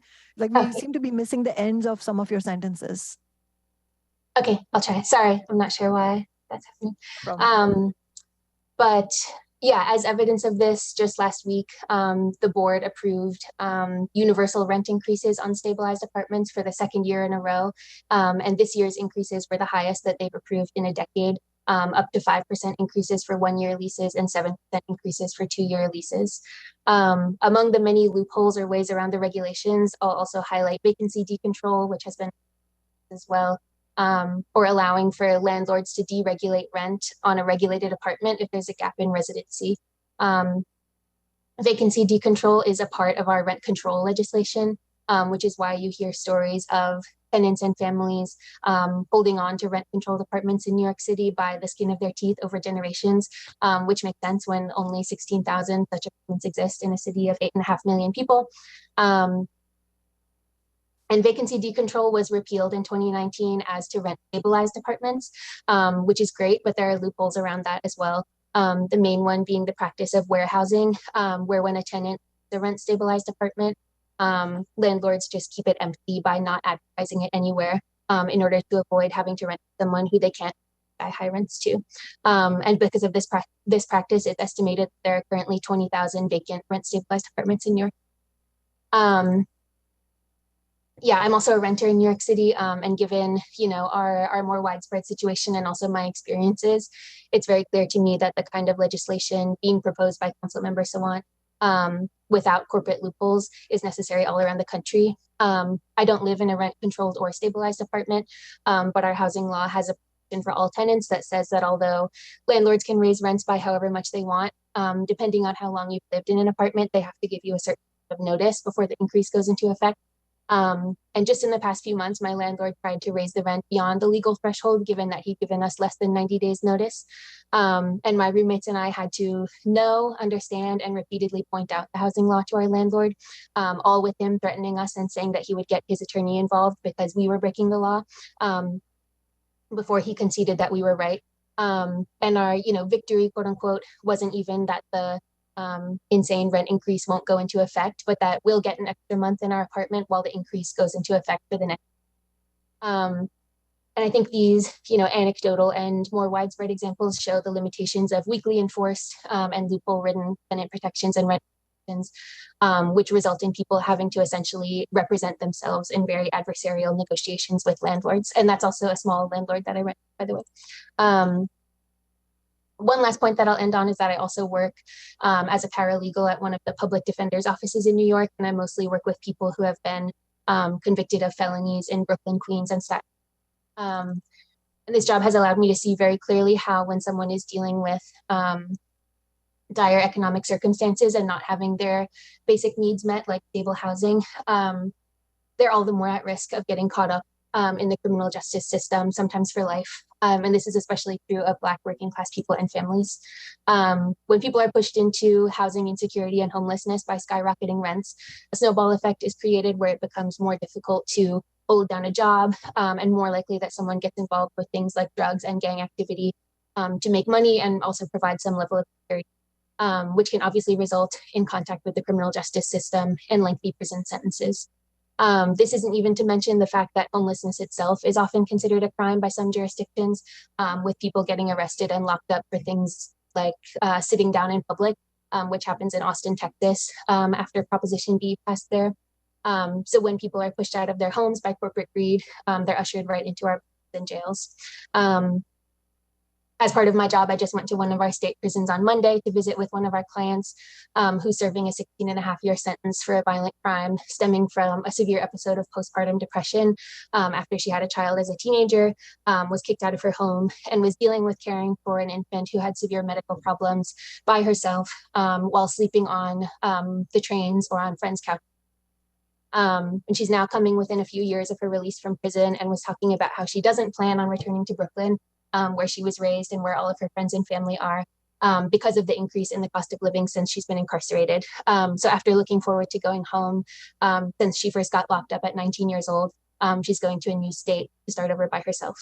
And when renters have no real protections against the greed of big business and developers, this is what's increasingly happening to working families, and especially women, single mothers, Black families, people of color, and people are being pushed out of their neighborhoods and sometimes their cities.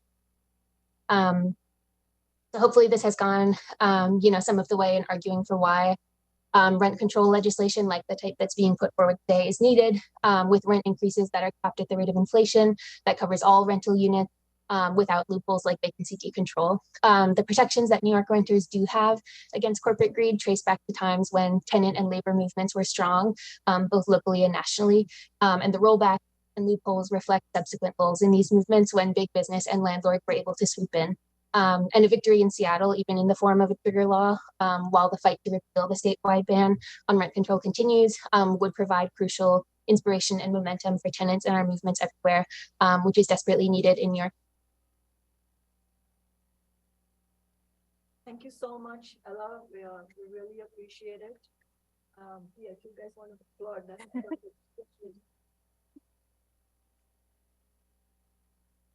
And then for committee members and for the members of the public for viewing this, we did have some audio issues, so I will make sure that. Councilmember Sawant, I'm sorry, it's really hard to hear you. I'm not sure your mic is on. The phone was off. Yeah, I can't hear you There we either. go. There Much we go. better. Thank you. Thank you for pointing that out. Yeah, I was just saying that we had some audio issues. So for those of you who couldn't hear Ella's, I mean, if the audio was cutting in and out a little bit, then I will make sure that this Ella's full written contribution, she was good enough to send it to us in writing. So we will make sure to post it on our council office website. So it'll be available and we'll share it with committee members as well. I especially appreciate Ella bringing in so much detail about how the policy works in Seattle and or how it does not work in ways it does not work, because I think that's very informative as we discuss this legislation here. Rose, go ahead. Yeah. My name is Rose. I'm a teacher in North Shore School District and a rank and file member of North Shore Educators Association, my union, and I currently live in Lake City. I've rented my current place for about a year, and I've rented in Seattle for about almost 5 years now. During that time, I've seen 1-bedroom apartments increase to the price of like what 2-bedroom apartments used to be in a shockingly short amount of time. The cost of renting in Seattle is ridiculous, and working people need strong rent control now to be able to survive in this city. Last year, working people have struggled to battle inflation. Reports have that inflation topped off at around 7% overall last year. Along with that, over the last 3 years since COVID, the cost of renting in Seattle has grown by over 20%. As a teacher in the Seattle area, I can't afford the average price of a 1-bedroom apartment.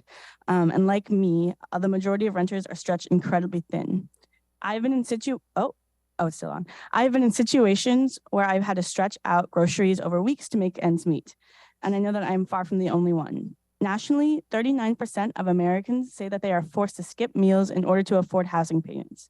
And in a city with one of the highest rents in the country, I'm sure that percentage here is even higher.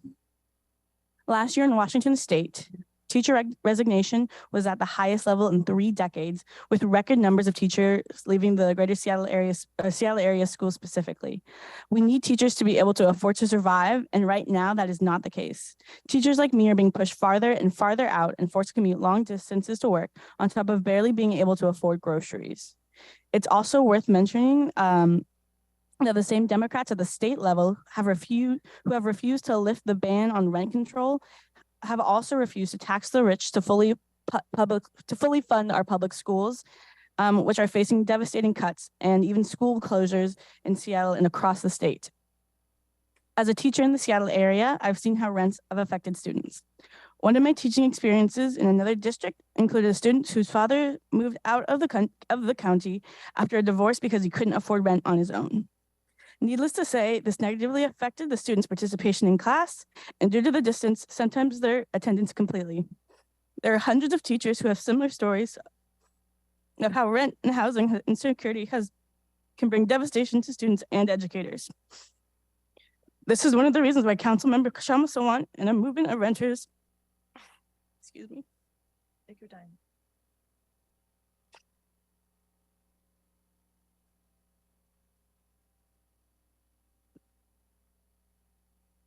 This is why a movement of renters and working people fought to ban school year evictions in 2021, preventing students.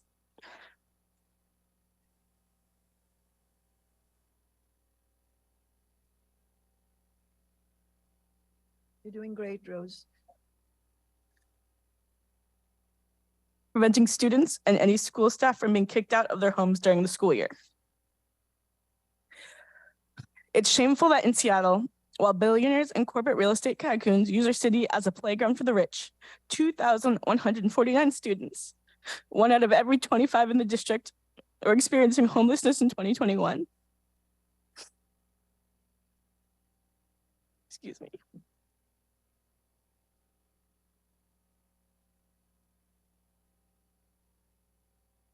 The Seattle Public School District reported these students were living in group homes, shelters, doubled up with other families, and in traditional housing. Other students reported living on the street or in a vehicle. Over the course of a school year, about 4,200 students experienced homelessness, 1 out of every 13. Thank you. This situation comes at a time when corporate landlords are making huge profits while working people struggle to make ends meet. Winning the ban on school year evictions in 2021 was not easy. Just like every working class victory we have fought for through Councilmember Sawant's office. Similarly, in April, Seattle renters, union members, and socialists alongside Councilmember Sawant's office won a $10 per month limit on late fees landlords can charge for overdue rent, and a ban on any junk fees attached to late fees. This victory provided huge relief for workers, some of whom were reportedly being charged hundreds of dollars in late fees for paying rent even one day late. We won that law despite the opposition of corporate landlords. One pivotal way that these movements have won are because of rank and file union members and the organized labor movement getting involved in political fights.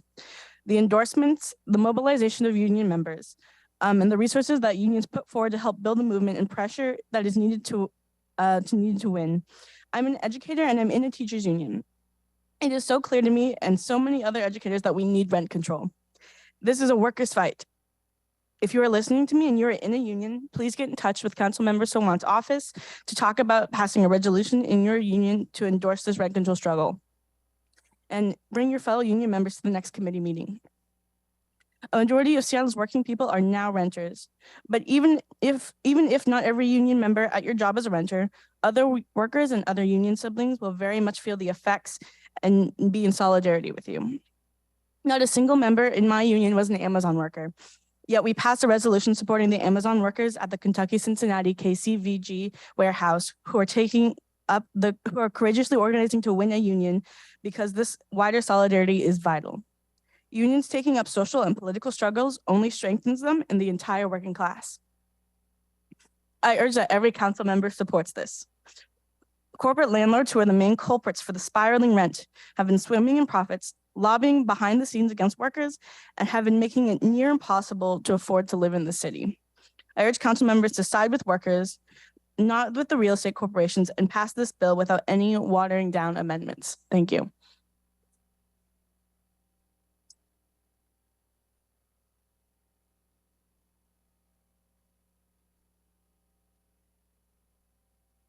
So much, Rose. I think your testimony reveals how deeply you care about your students and how deeply your fellow teachers care about their students. And I know that your fellow union members are going to be very, very proud of you. And I wanted to, at the same time, thank Joe Sugru, who's your fellow union member, I think, the North Shore Teachers Association. So thank you both for being here. And I hope that your union is able to come here in big numbers to support this bill the next time we meet as a committee. And talking about resolutions supporting this bill passed by unions, we have Barbara to talk about that.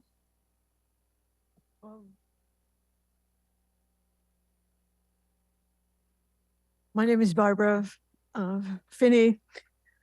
I'm a delegate for the MLK Labor Council for American Federation of Government Employees, AFL-CIO Local 3197.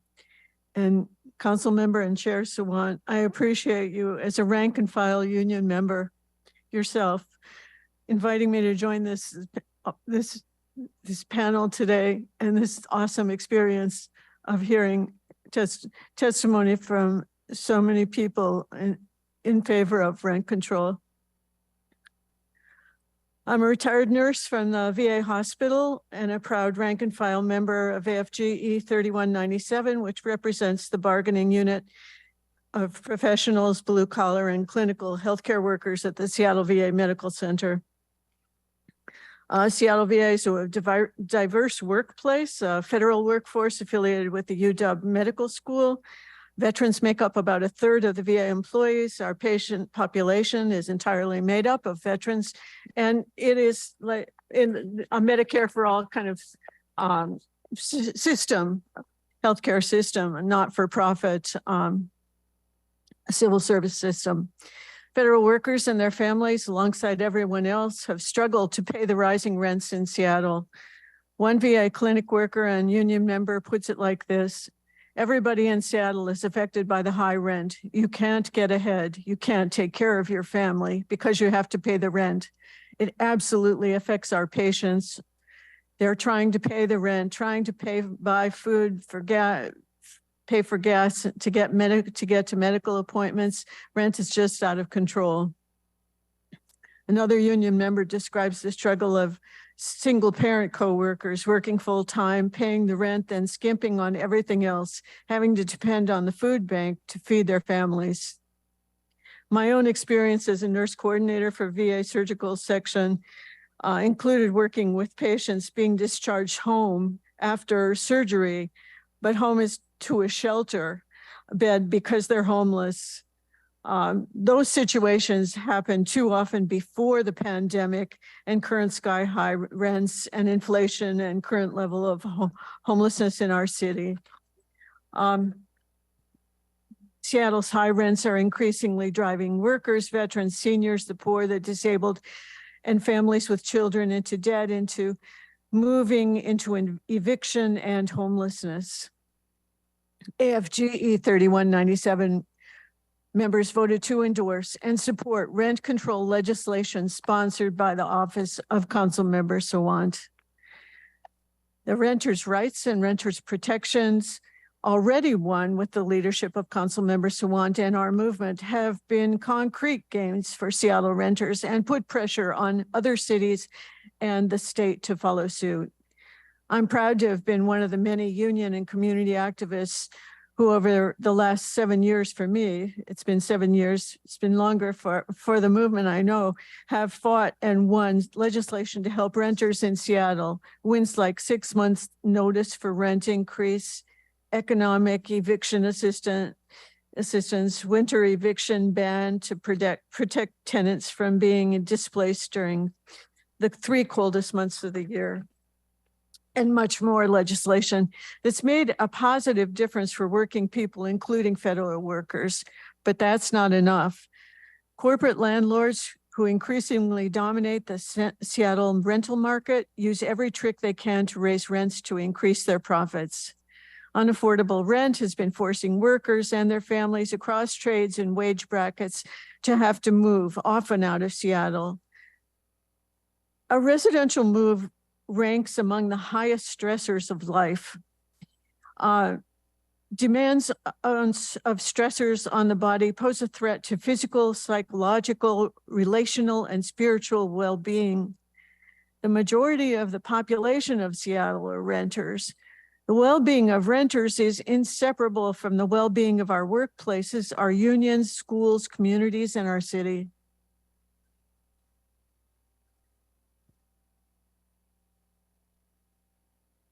To the council members who are not chair of this committee, I say, many of you support unions and have joined us in fighting for better wages and benefits. But you're not protecting those gains we make if you let big landlords take away those hard-fought raises in the form of rent increases.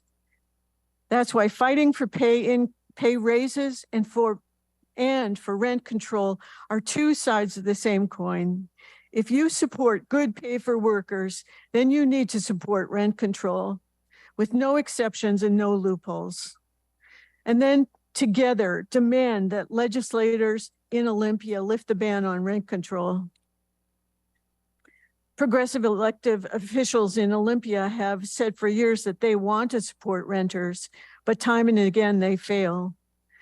The party in Olympia, which has substantial majorities in both houses, allowed 2 bills to repeal rent control to die in committee in the Washington State Legislature during this most recent session, and that's unacceptable.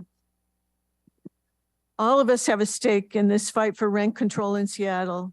We must use our momentum to pressure legislators in Olympia to rescind the anti-worker ban on rent control and then vote to cap rent increases at the rate of inflation.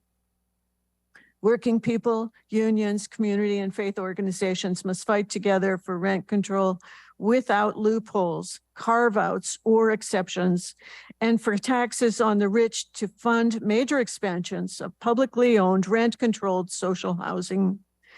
AFGE Local 3197 supports this effort to win rent control for the sake of our members, the veterans we serve, and all working people in Seattle. My union stands in solidarity with our city's working class and low-income renters. Thank you.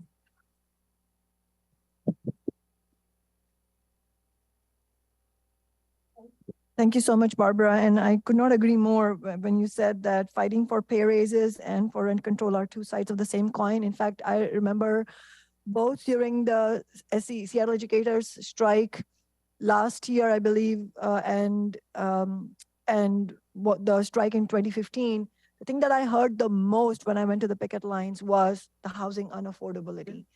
And so it's absolutely true that this is a fight for the unions, and I hope more unions will join us.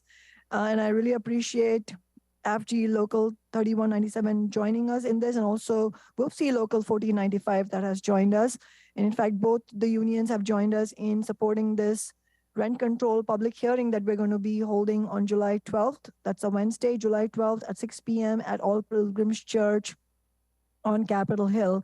And those who testified today in public comment, you should please feel free to come again and testify, because we will hopefully have many more Seattle renters there, just because it's an evening time and more people will be able to make it, and because it's not going to be in the middle of the workday for many. And Barbara, I think you also helped get the endorsement of 32nd District Democrats on this as well. Thank you. And thank you to everyone. Go ahead. Did you say something?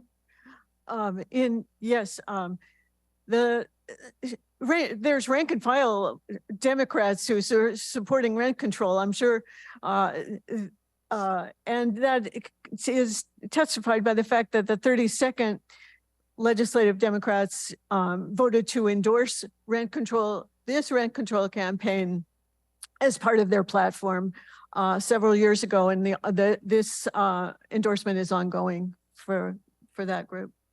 Thanks so much, Barbara.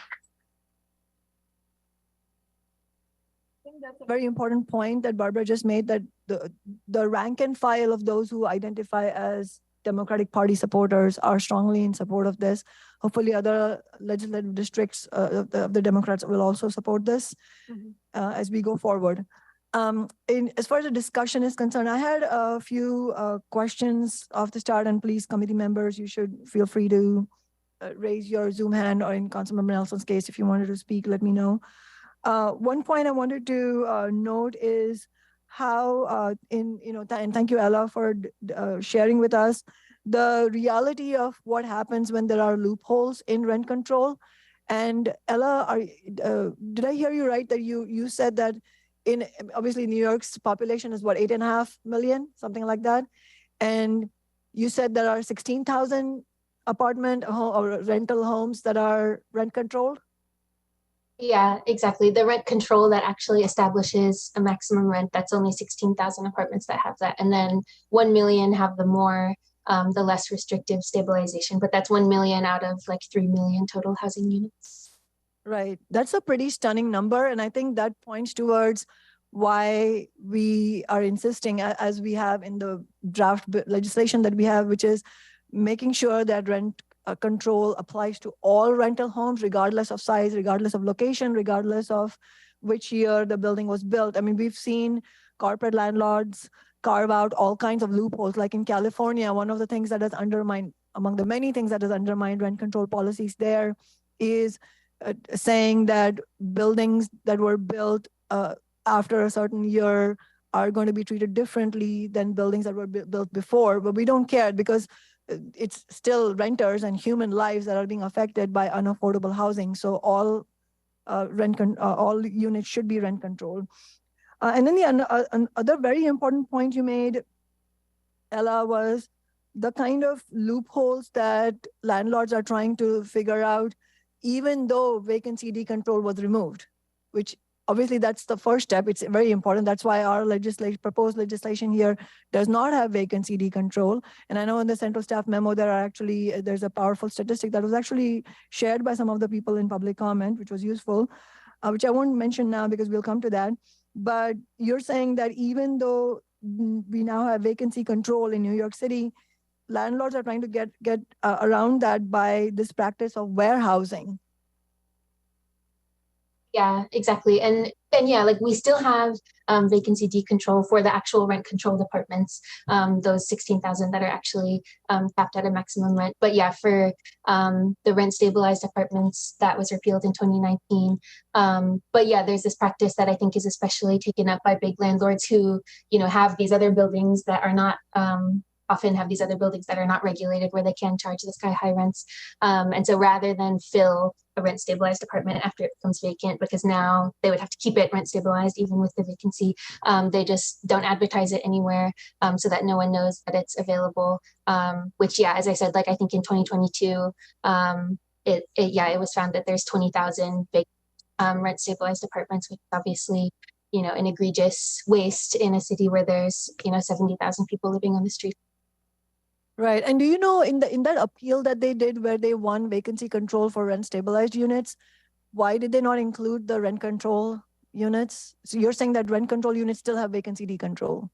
Mm-hmm. I don't know specifically, but I mean, I imagine, you know, the real estate lobby in New York and the politicians that are, you know, beholden to them would put up quite a pushback against applying that to rent control as well. Yeah, that makes sense. And just to make sure everybody who's watching this is on the same page, because these are sort of technical terms, vacancy control and vacancy decontrol, you know, vacancy decontrol is the corporate loophole that we are opposed to. Vacancy decontrol means that when a tenant moves out of a rental home, the landlord can then increase rents as much as they want because it's no longer controlled, which basically, in my view, defeats the purpose of rent control, because tenants move out all the time. That mobility is always there, and so we need vacancy control. Just one last question on this issue, and I think we should come back to it later. Is and this is to Ted Verdone, who's the policy analyst in my office. Is how so what happens when landlords, as they're doing in New York, they're just doing this warehousing practice? Like what are the protections that renters can have? So first, we will of course see every attempt at loopholes. You know, anytime working people fight for and win something, we'll see big business look for every possible loophole. And just like in New York, they fought for and won closing the vacancy decontrol loophole, and then suddenly we see what they call Frankensteining, where they take two apartments, smash the wall between, and say it's new, it's it's no longer controlled, or this warehousing where you'll have a big landlord company which will oftentimes own units in the building that are not controlled in the same building as other units that do have the rent stabilization. So then when they refuse to rent out the stabilized units, they create this manufactured scarcity so that they can get even more money, force people into the market rate ones that aren't controlled, and make even more money. In our legislation, we've got a lot of protections against that. Most importantly, the fact that it covers all the units means that there's not market rate units that the landlords can force people into by keeping the rent controlled ones off the market. Mm-hmm. That's the main thing. We also have, in terms of the Frankensteining loophole, we've got protections against that, making it clear that redevelopment is not in its varying forms does not break the chain of rent control. And also, if the landlord temporarily says, okay, this is not a rental housing, this is a condo, oh no, it's back to rental housing, that also doesn't break the chain unless it's a very long time, you know, and truly changed purposes for a while. Thanks for explaining that, Ted. And I totally agree that the best protection that we have against practices like warehousing would be for all rental homes to be rent controlled, because how many units are corporate landlords going to warehouse? And they need profit, and the profit comes from the rent. And if they don't rent the apartment, they're not going to make profit. In the case of New York, they're able to do that because only a tiny fraction of the total units they own are rent stabilized, and so they can afford to warehouse them. And I believe they're warehousing them temporarily in the hope of winning a lawsuit that they have filed, maybe a counter lawsuit, maybe an appeal on the vacancy control decision from the state courts or city courts. I'm not sure which courts ruled on it, but yeah, I think that that's the best protection. If all the units in the city are rent controlled, then how many units are they going to warehouse, which is basically not rent, and for what period? So that all provided a real understanding of why we have the law written in the way that we have written. Those were my initial questions about some of the points that the panelists brought. Do council members, committee members have points before we go to the central staff memo? I don't see any council members asking to come in for now, so we will go to the discussion with the central staff presenters. Please go ahead. Good morning, council members. I'm Asha Venkatraman from your council central staff. I'll pass it over to Jen. Good morning. I'm Jennifer LeBrac-Costa with central staff. Give me just a moment to share my screen, pull up the presentation.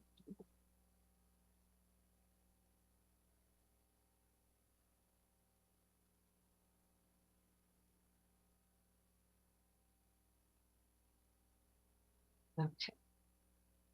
Is that visible to everybody? Great. So as has been discussed, we are in discussion about Council Bill 120606 about rent control.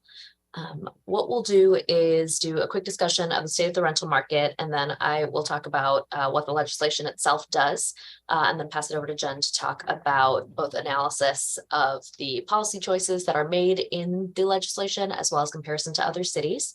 I know this is a long presentation, and as you probably know, the memo was a little bit lengthy as well, so we'll try to stay at a high level, but please let us know if you want us to dig into any of the details specifically. So at the moment, when talking about the state of the rental market, we're looking at a population in which more than 50% of Seattle residents are renters. Rent prices have increased over the past several years, but really since 2010, you can see that median Seattle rents increased by about 80%, and the region's rents increased closer to about 92%. And so the idea and intent of rent control is intended to help moderate rent increases to maintain housing affordability through this policy lever. Councilmember Nelson, I see your hand up. I'll pause for a moment. Oh, please go ahead. Yeah. I'm not seeing this presentation on the agenda. Did I miss it in the email? Because I like to go along with a print version. Thank you. Ted's getting it. Thanks.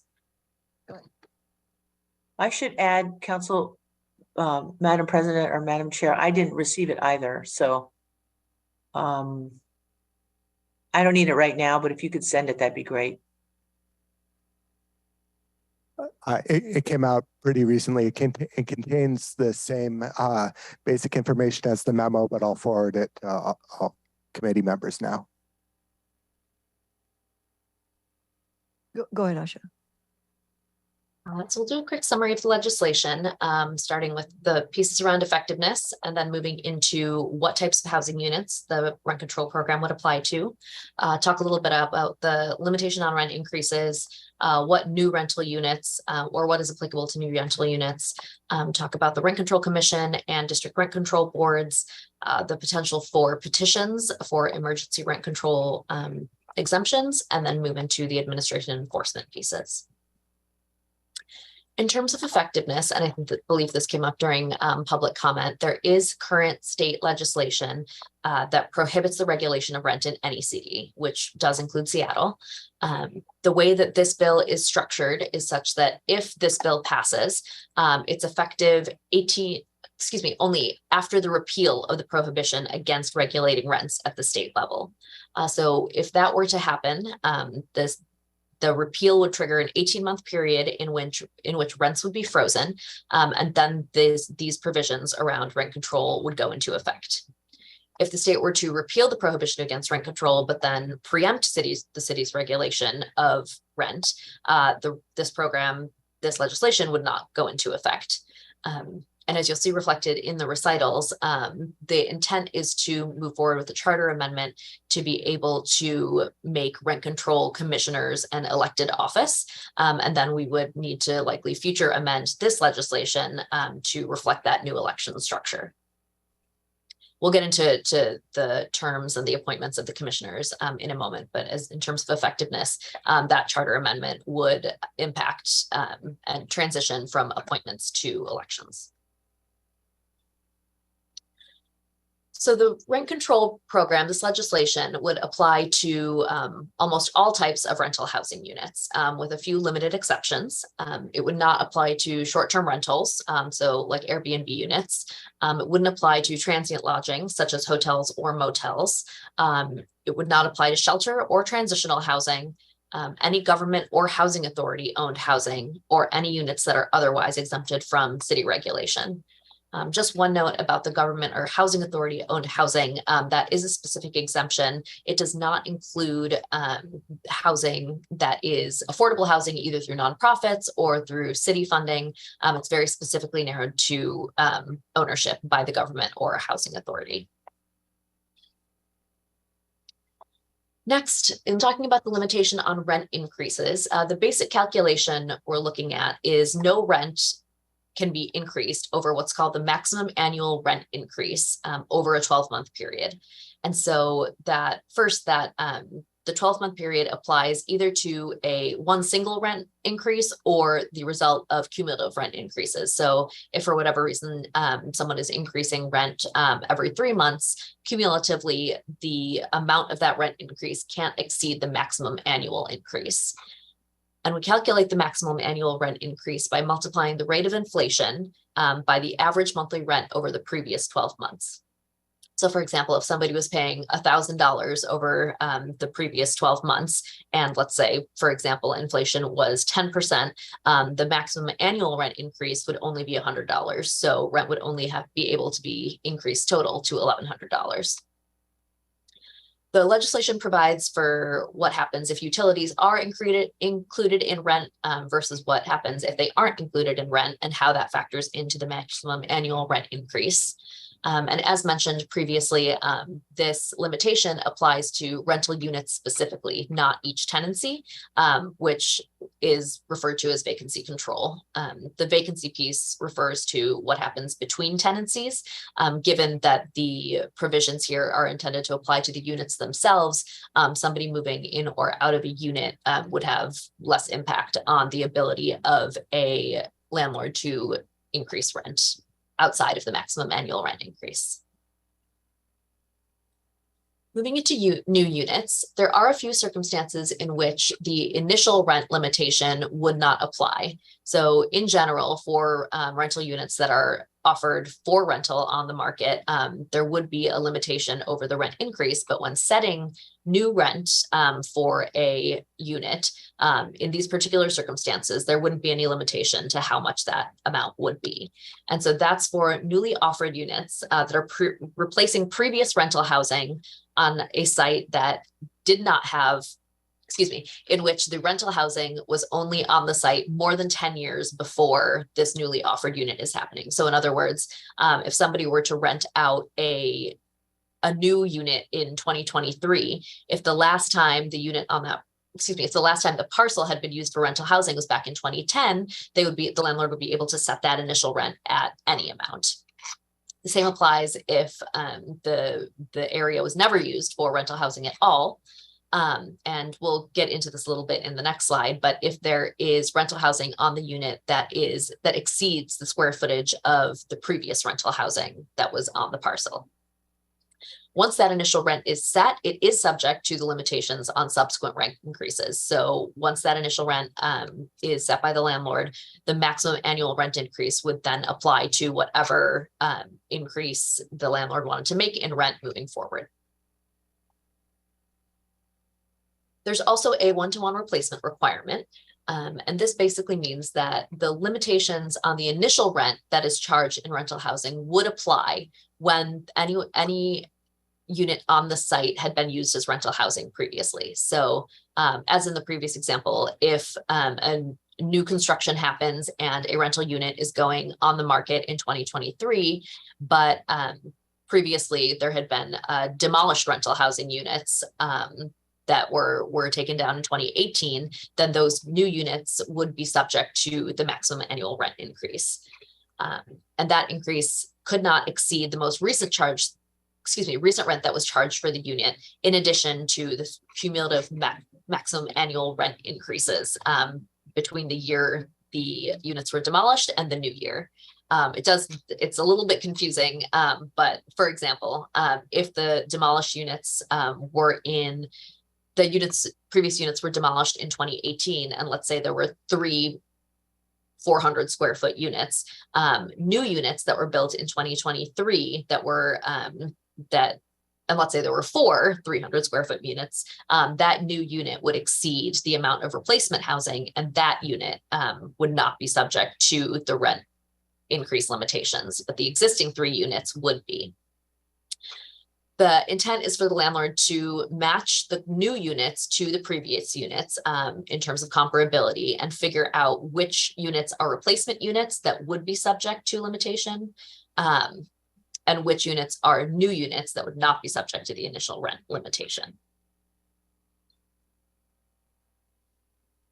I'll pause right there real quick for questions. I know that's not the, there's a lot of math in that one. And so real quickly, we'll just pause quickly to see if anybody has any questions.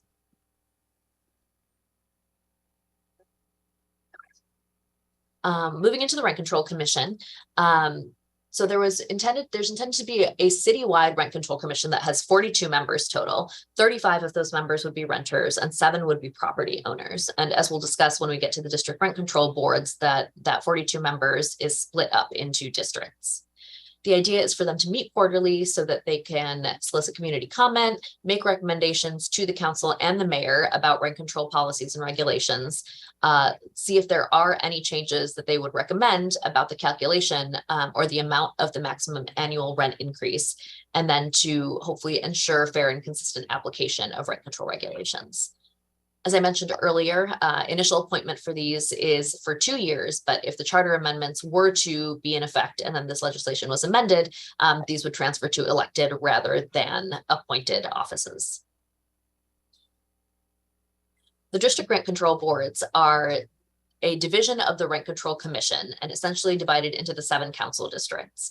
Each is intended to have 5 renters and 1 landlord, all from the district that they represent.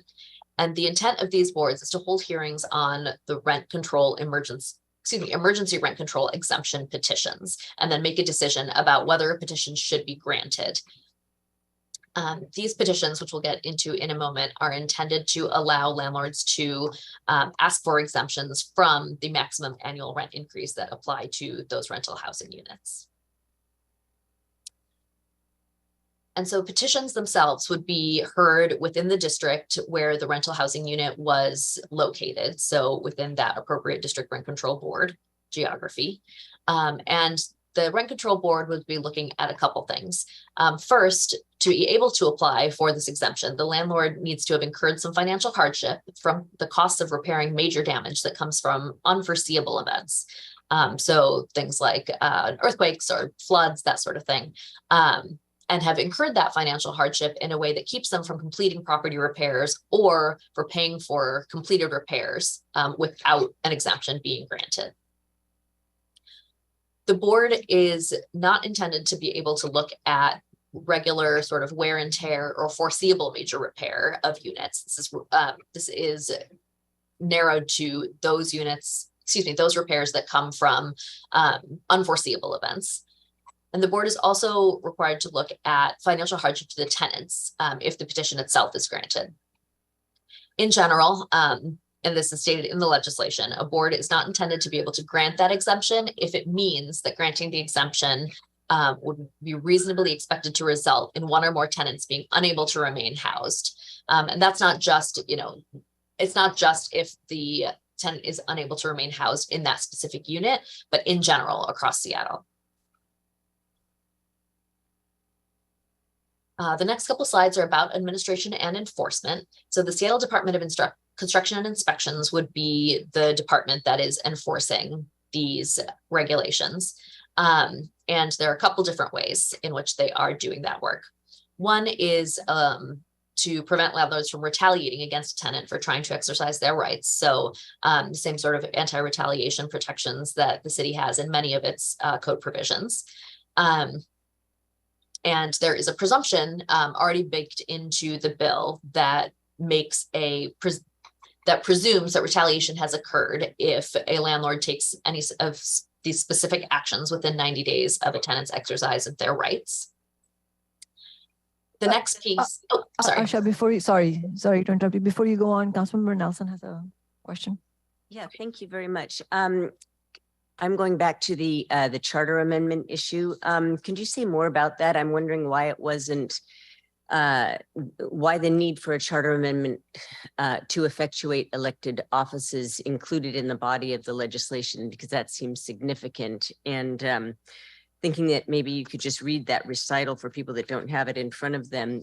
When would that occur? I mean, after how many terms of the appointed offices do you think that would occur? Sure, let me just find the right section here. While you're looking, Asha, Ted, go ahead. In developing this legislation, the intention, this recital is about intention, and the intention is to have these rent control boards that have these powers to become elected bodies. But doing so is legally and legislatively very complicated. To have a new elected body requires changing the charter, because the charter lists all the elected bodies, and so the actual content of the bill, what it actually does is it creates a board that is not elected, that's appointed just like the other boards and commissions in the city. The recital states that intention to actually carry that out would require new legislation, and it wouldn't make sense to, we determined it wouldn't make sense to build it into this bill at a time when the effective date of the legislation hadn't been triggered yet, because it's a trigger law. Having the rent control board in operation before the rent control policy is in place, and having it be an elected body with everything that entails would not make sense until this legislation took effect. So that recital, so it would require new legislation to create an election structure for the rent control board, and that recital simply states the intention for that. So would that be 6 new offices per district? Because I'm just doing the math, 42 divided by 7, or how would that be allotted? Yes, 6 per council district. Not counting the at-large, the citywide council districts, because so 6 in each of the 7 council districts, so 5 renters and 1 landlord in each of the 7 council districts. Thank you. Go ahead, Asha. I'll just add, just for to read the recital itself. It just says, whereas the council intends to pursue amendments to the city charter to allow election of rent control commission members.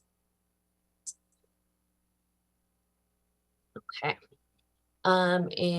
So looping back to administration and enforcement, in terms of violations, the SDCI would be able to enforce this legislation through a variety of different paths to getting to compliance. So they can issue warnings, citations, notices of violation, or ask for criminal penalties, which would go through the city attorney's office. Warnings are the first lowest level, and then we move up to citations, and then additional violations are determined in terms of enforcement, either citations or notice of violations based on SDCI's discretion. A first violation is $500 under a citation, and then each subsequent violation would be $1,000 within a 5-year period.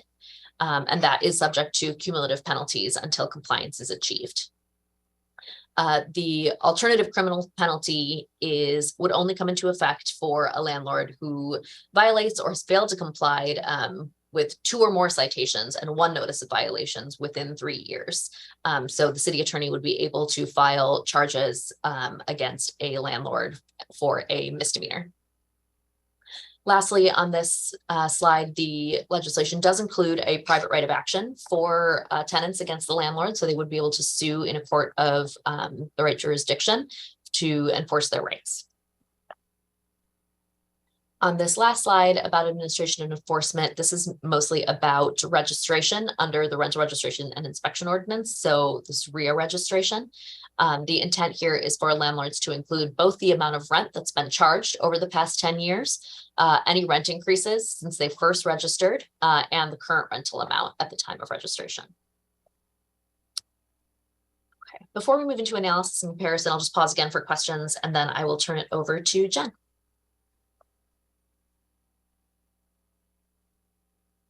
I don't see questions, so Jen, go ahead. All right. Thank you, Asha. All right, so we will now move on to central staff's analysis of various rent control policy levers, which will include information on other jurisdictions with rent control policies. We will also look at the race and social justice impacts and implications for rent control, along with some financial and implementation challenges. Next slide.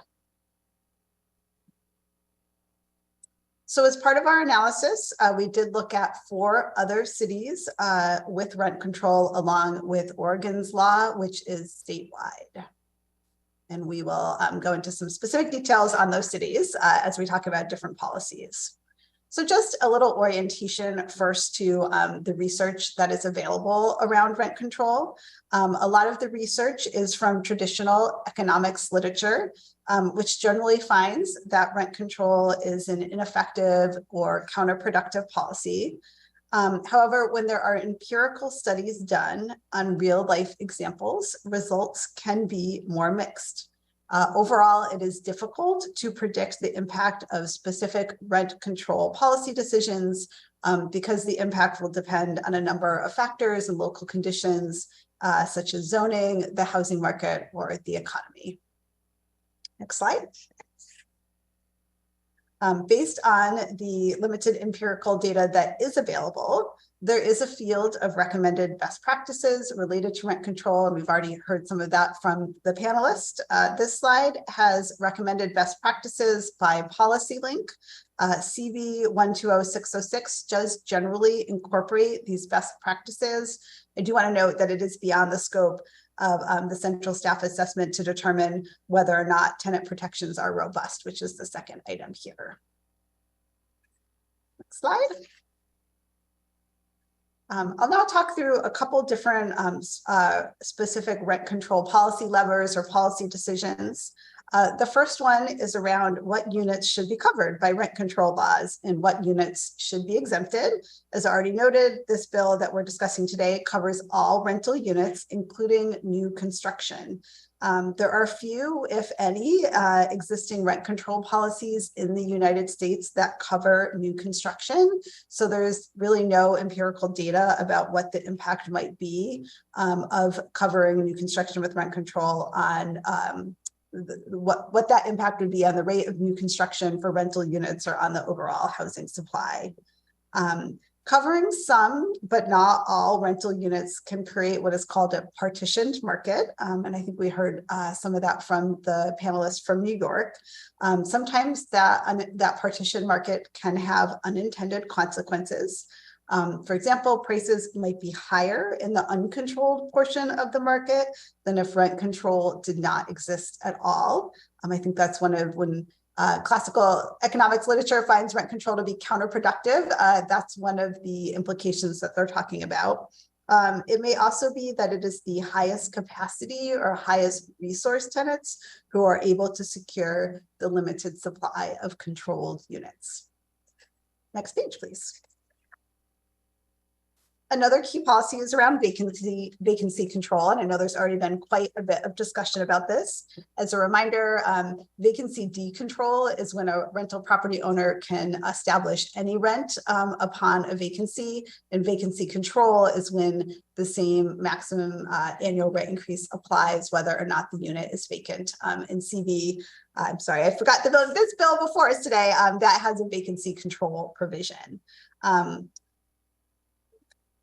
Let's see, it is possible that vacancy control may suppress rent prices over time, creating units that are more affordable to low-income tenants. In our review of those 5 jurisdictions with rent control policies, we actually saw a range of practices related to vacancy control. Some jurisdictions had the same policy as this proposal, where rent stayed the same. Others allowed property owners to reset rents with a cap. So for example, they could increase rents, but it could not be more than 20% of the prior rent that was charged on the unit. And some jurisdictions just allowed a total reset of the rent with no cap.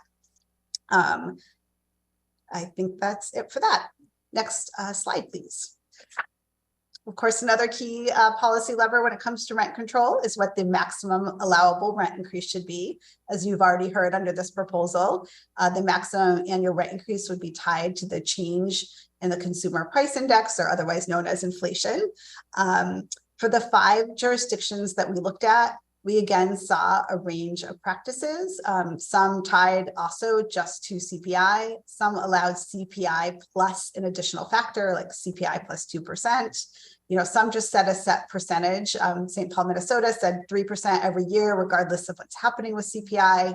And then interestingly, some changed a percentage or calculated a percentage of the annual change in CPI. So 60% of the change in CPI, if CPI was 10%, or the change was 10%, then the annual allowable increase would be 6%. Just for some context on CPI, it can of course be variable. Looking back at the last 12 years in this region, it was the change in CPI was 1% in 2010, but a little over 9% in 2022. Next slide, please. Some rent control policies do allow property owners to petition for rent increases above the annual maximum for reasons such as capital improvements or substantial rehab. This is not allowed under the proposal before you today, although the cost is expected, unless the cost is unexpected or unforeseen, such as from flood or fire. This would protect tenants from sudden and sharp rent increases due to petitions, but may not allow sufficient funds for property owners to be able to maintain or repair their property. Next slide, please. In the next, as Asha just mentioned, there is a decision to be made, or part of rent control policy is what the oversight and administration will look like. Several of the jurisdictions that we looked at do have an oversight board formed with community members, similar to what is proposed here. Those oversight boards were smaller, so less than 10 members, and had different makeups. So one board had no requirements around property owners versus tenants, and another required a mix of 2 rental property owners, 2 tenants, and then 3 people who were neither. Next slide. And finally, one finding was that rent control might result in property owners opting to convert their buildings to owner-occupied units, essentially taking the units off of the rental market. There are other factors that could also impact a property owner's decision to convert their units, and that could include things like the legal liability associated with condo construction. And it is not clear at this point how this bill would impact the condo conversion rate. And I did want to take a moment to talk about the race and social justice impacts of this proposal. Renters are disproportionately low income and BIPOC households. Rent control could reduce rent prices and reduce cost burden, the percentage of their income that tenants are paying towards rent. That's what we mean by cost burden. However, that is not a guaranteed outcome. It really, if this were to have to benefit low-income tenants and BIPOC households, those households would need to be able to access rent-controlled units, and the rent control policy would need to produce rents that support economic stability and lower cost burden. The bill before us does contain elements that would increase the likelihood that rent control would benefit low-income and BIPOC households or BIPOC tenants. Next slide, please. And I'm going to turn it back over to Asha for the final 2 slides. Thanks, Jen. I'll talk a little bit just about the fiscal impacts and implementation challenges. A lot of this is reflected both in the memo and in the summary and fiscal note. But we've been talking to SDCI about what it would take to be able to stand up the infrastructure and the staffing needed to be able to stand up rent control.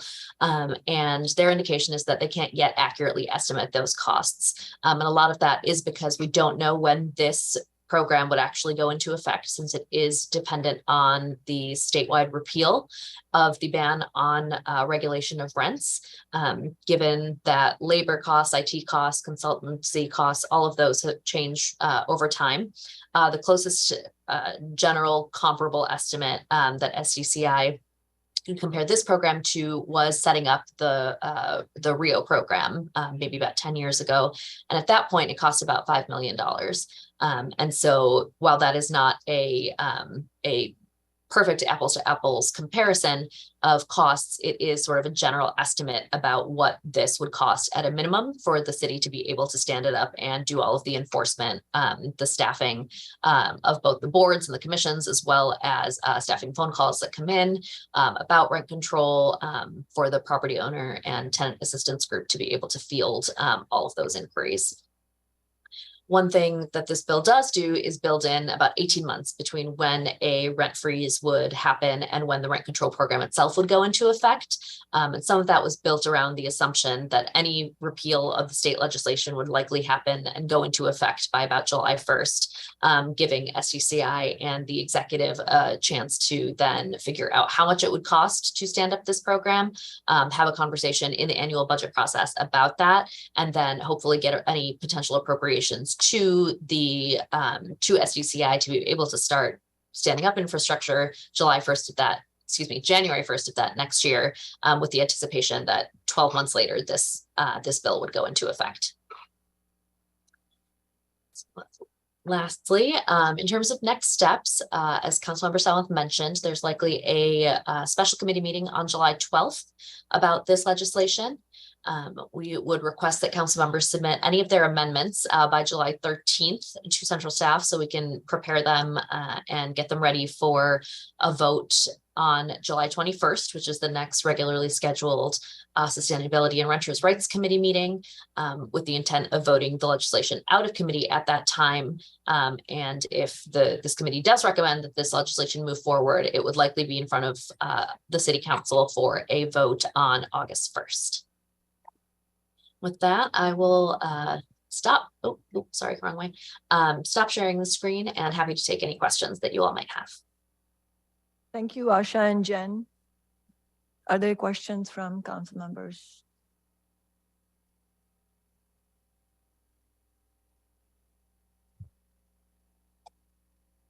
Madam Chair, I'm sorry.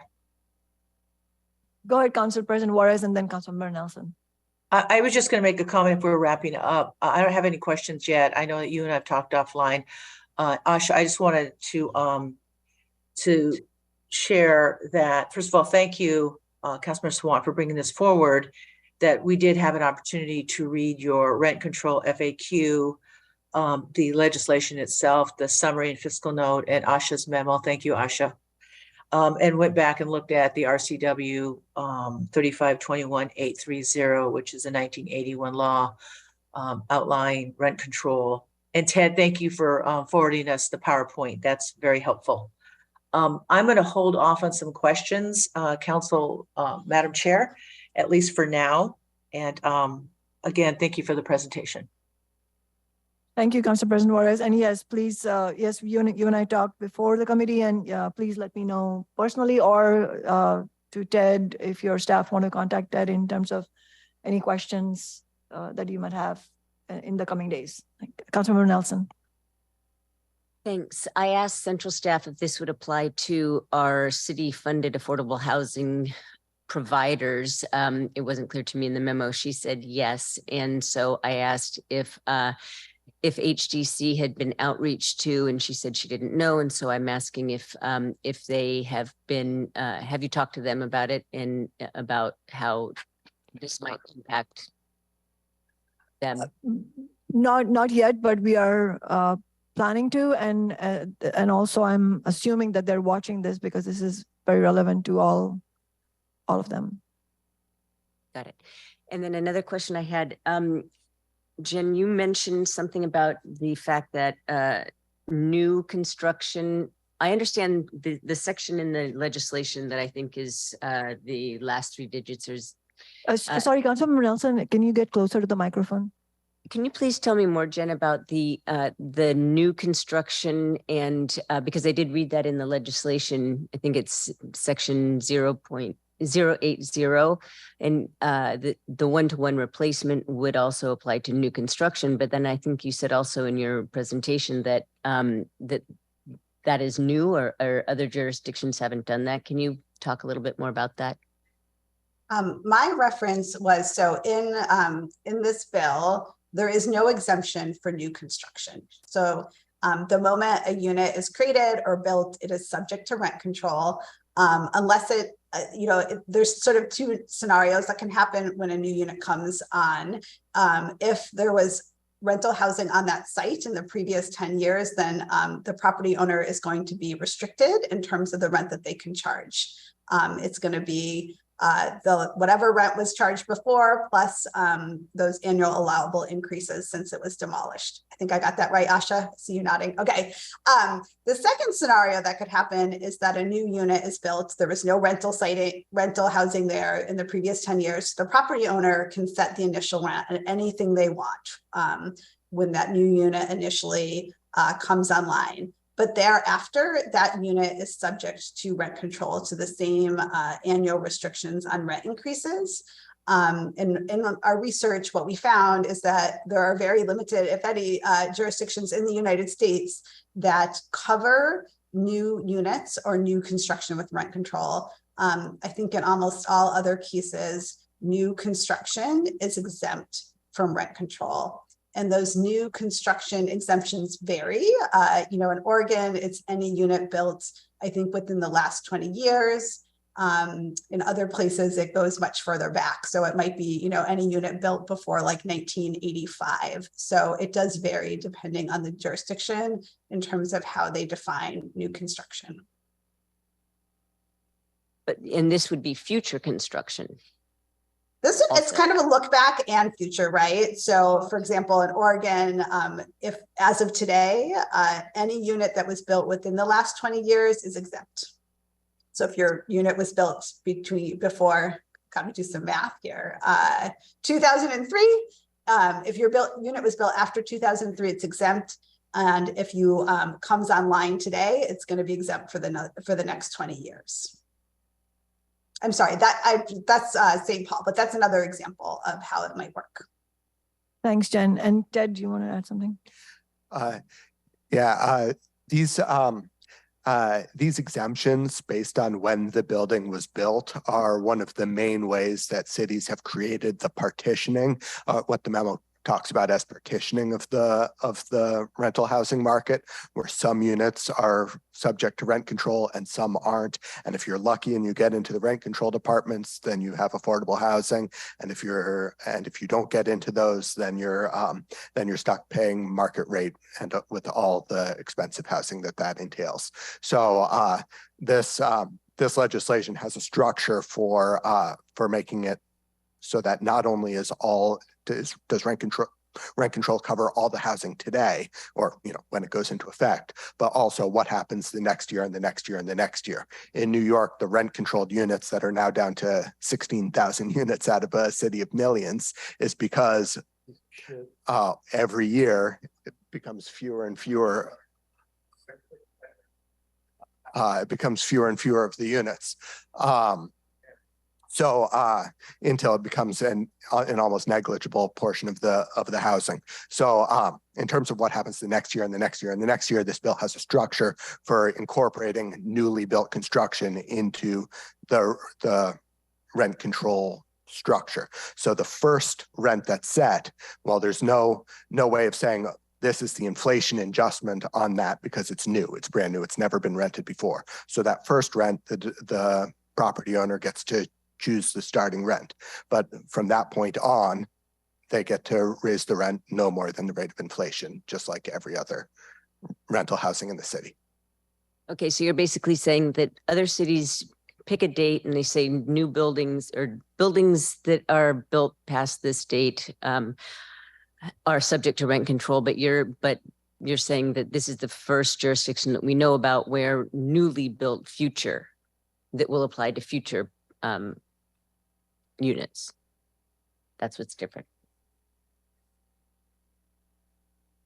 I would say it's just to be clear, both. Most jurisdictions sort of say any unit built as of this date in the past or before this date in the past is covered, and anything built after is not covered. So there might be like a 20-year look back, for example. Anything built before 2003 is covered. Anything built after is not. So you have sort of your finite set of units that are covered, anything built before 2003. I'm just making this up. And that's kind of a finite pool that's not going to grow. And then you have everything that's going to get built after that date that will not be controlled. So that's one particular approach that it seems many jurisdictions have tried. I'd have to go back and see if there are others that sort of set like a 15-year limit, but then maybe as properties become 16 years old, they roll into being rent controlled. I'd have to go back and see if that happens or not. Thanks. Yes, Jen is absolutely right that you see both examples. I just want to be clear though that regardless of how they try to carve out, whether rent control of the law says that rent control applies to buildings built before a certain date and not the ones that were built later, or rent control applies to all the buildings built after a certain date. Regardless of the way it's done, it's a corporate loophole, because at the end of the day, the purpose of such exemptions is to ensure that many, like a big chunk, if not the majority, in some cases, maybe the majority, is like in New York, a big chunk of rental housing is not covered by rent control. That is the intention of these kinds of exemptions. So, exemption makes it sound innocuous. It's really a corporate loophole. And you have many examples. The central staff memo talks about some.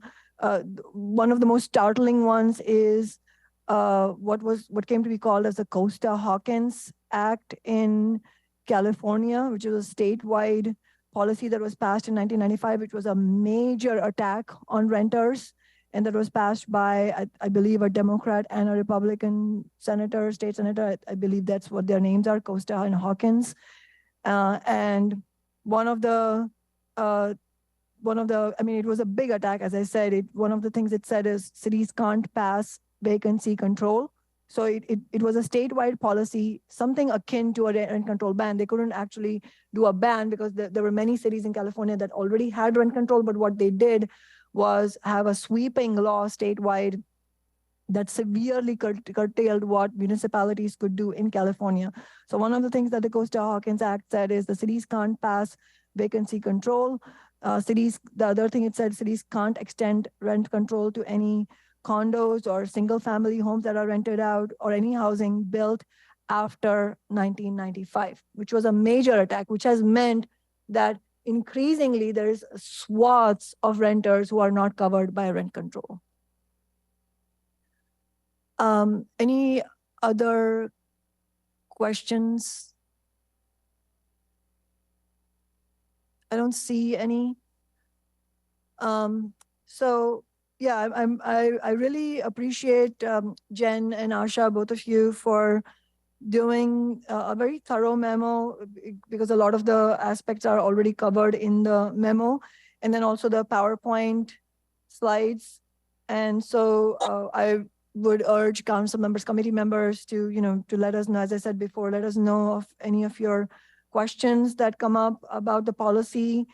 Also wanted to highlight one more thing that was already highlighted by people who spoke in public comment, but something that has been included in the central staff memo, which is, and I mean, as Jen and Asha said, there are many different, these so-called exemptions, or what I would call loopholes in the different rent control laws around the country.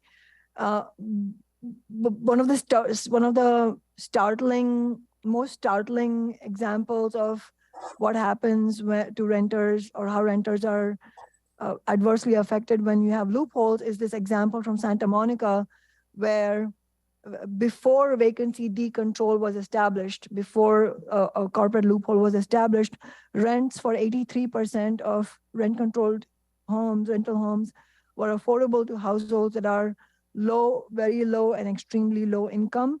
And in contrast, since vacancy decontrol was established, less than 4% of the stabilized rent control units, rental units today are affordable to the low, very low, and extremely low income. So it really shows you that it directly adversely affects some of the most vulnerable people. And I think it should be emphasized, contrary to what some of the landlords were saying in public comment, that somehow that for Black and other communities of color, rent control is bad. It's actually the exact opposite.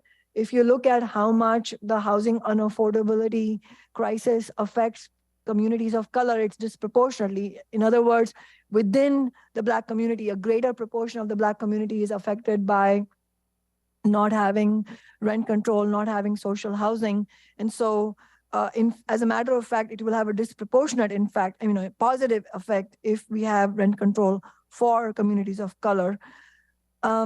And then just one other point I'll make in closing before I adjourn the committee is just to reiterate a comment that was made by one of the renters who spoke in public comment, Ellen Anderson, who said, I'm paraphrasing them, but basically that those who go around calling themselves small landlords, and I'll explain why I say it that way, they don't have a monopoly on smallness. If you really want to talk about smallness, we need to talk about the vast majority of renters who are small, as in just ordinary people who are absolutely struggling to get by and are barely able to make ends meet now, especially with the unprecedented inflation. So let's make sure we remember who the small people actually are. And as far as small landlords are concerned, I think we have to be careful in terms of how we interpret some of the numbers that are bandied about by the landlord lobby. One is, when they say small landlords, they mean something very different than what we as renters and working people mean. When we think of small landlords, we often think of somebody, like we know some union members own an extra home and then they rent it out to another working person because it helps them supplement their income because everybody's wages are so not keeping up with inflation.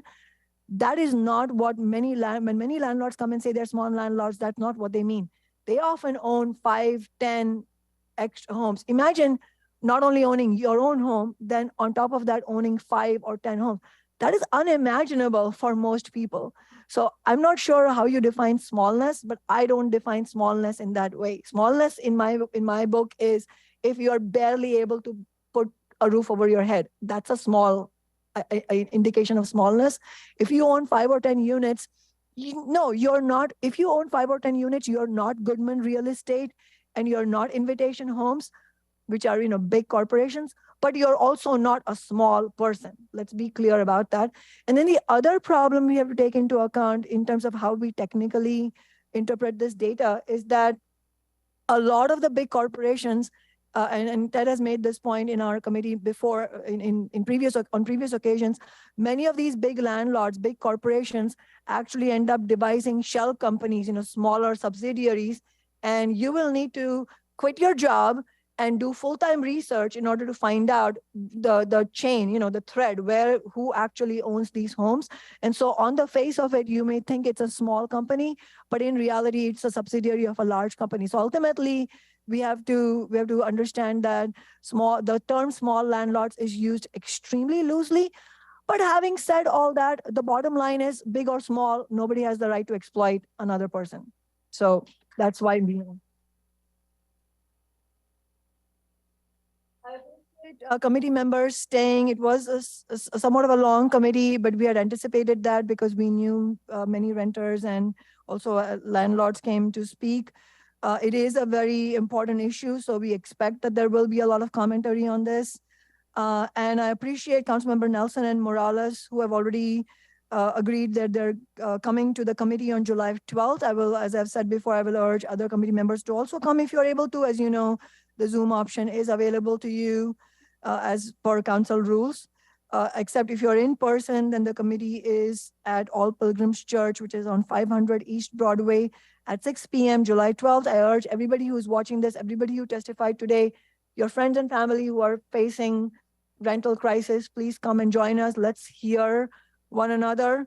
And then after that, of course, for committee members, I would just reiterate Asha's appeal that you send whatever amendments you might have by, what was your deadline, Asha?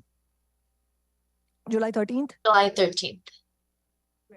Thanks so much. And again, please, committee members, reach out to me personally or my staff if you have questions or if you have proposed amendments. I appreciate everybody's patience and I will go ahead and adjourn the meeting. Thank you.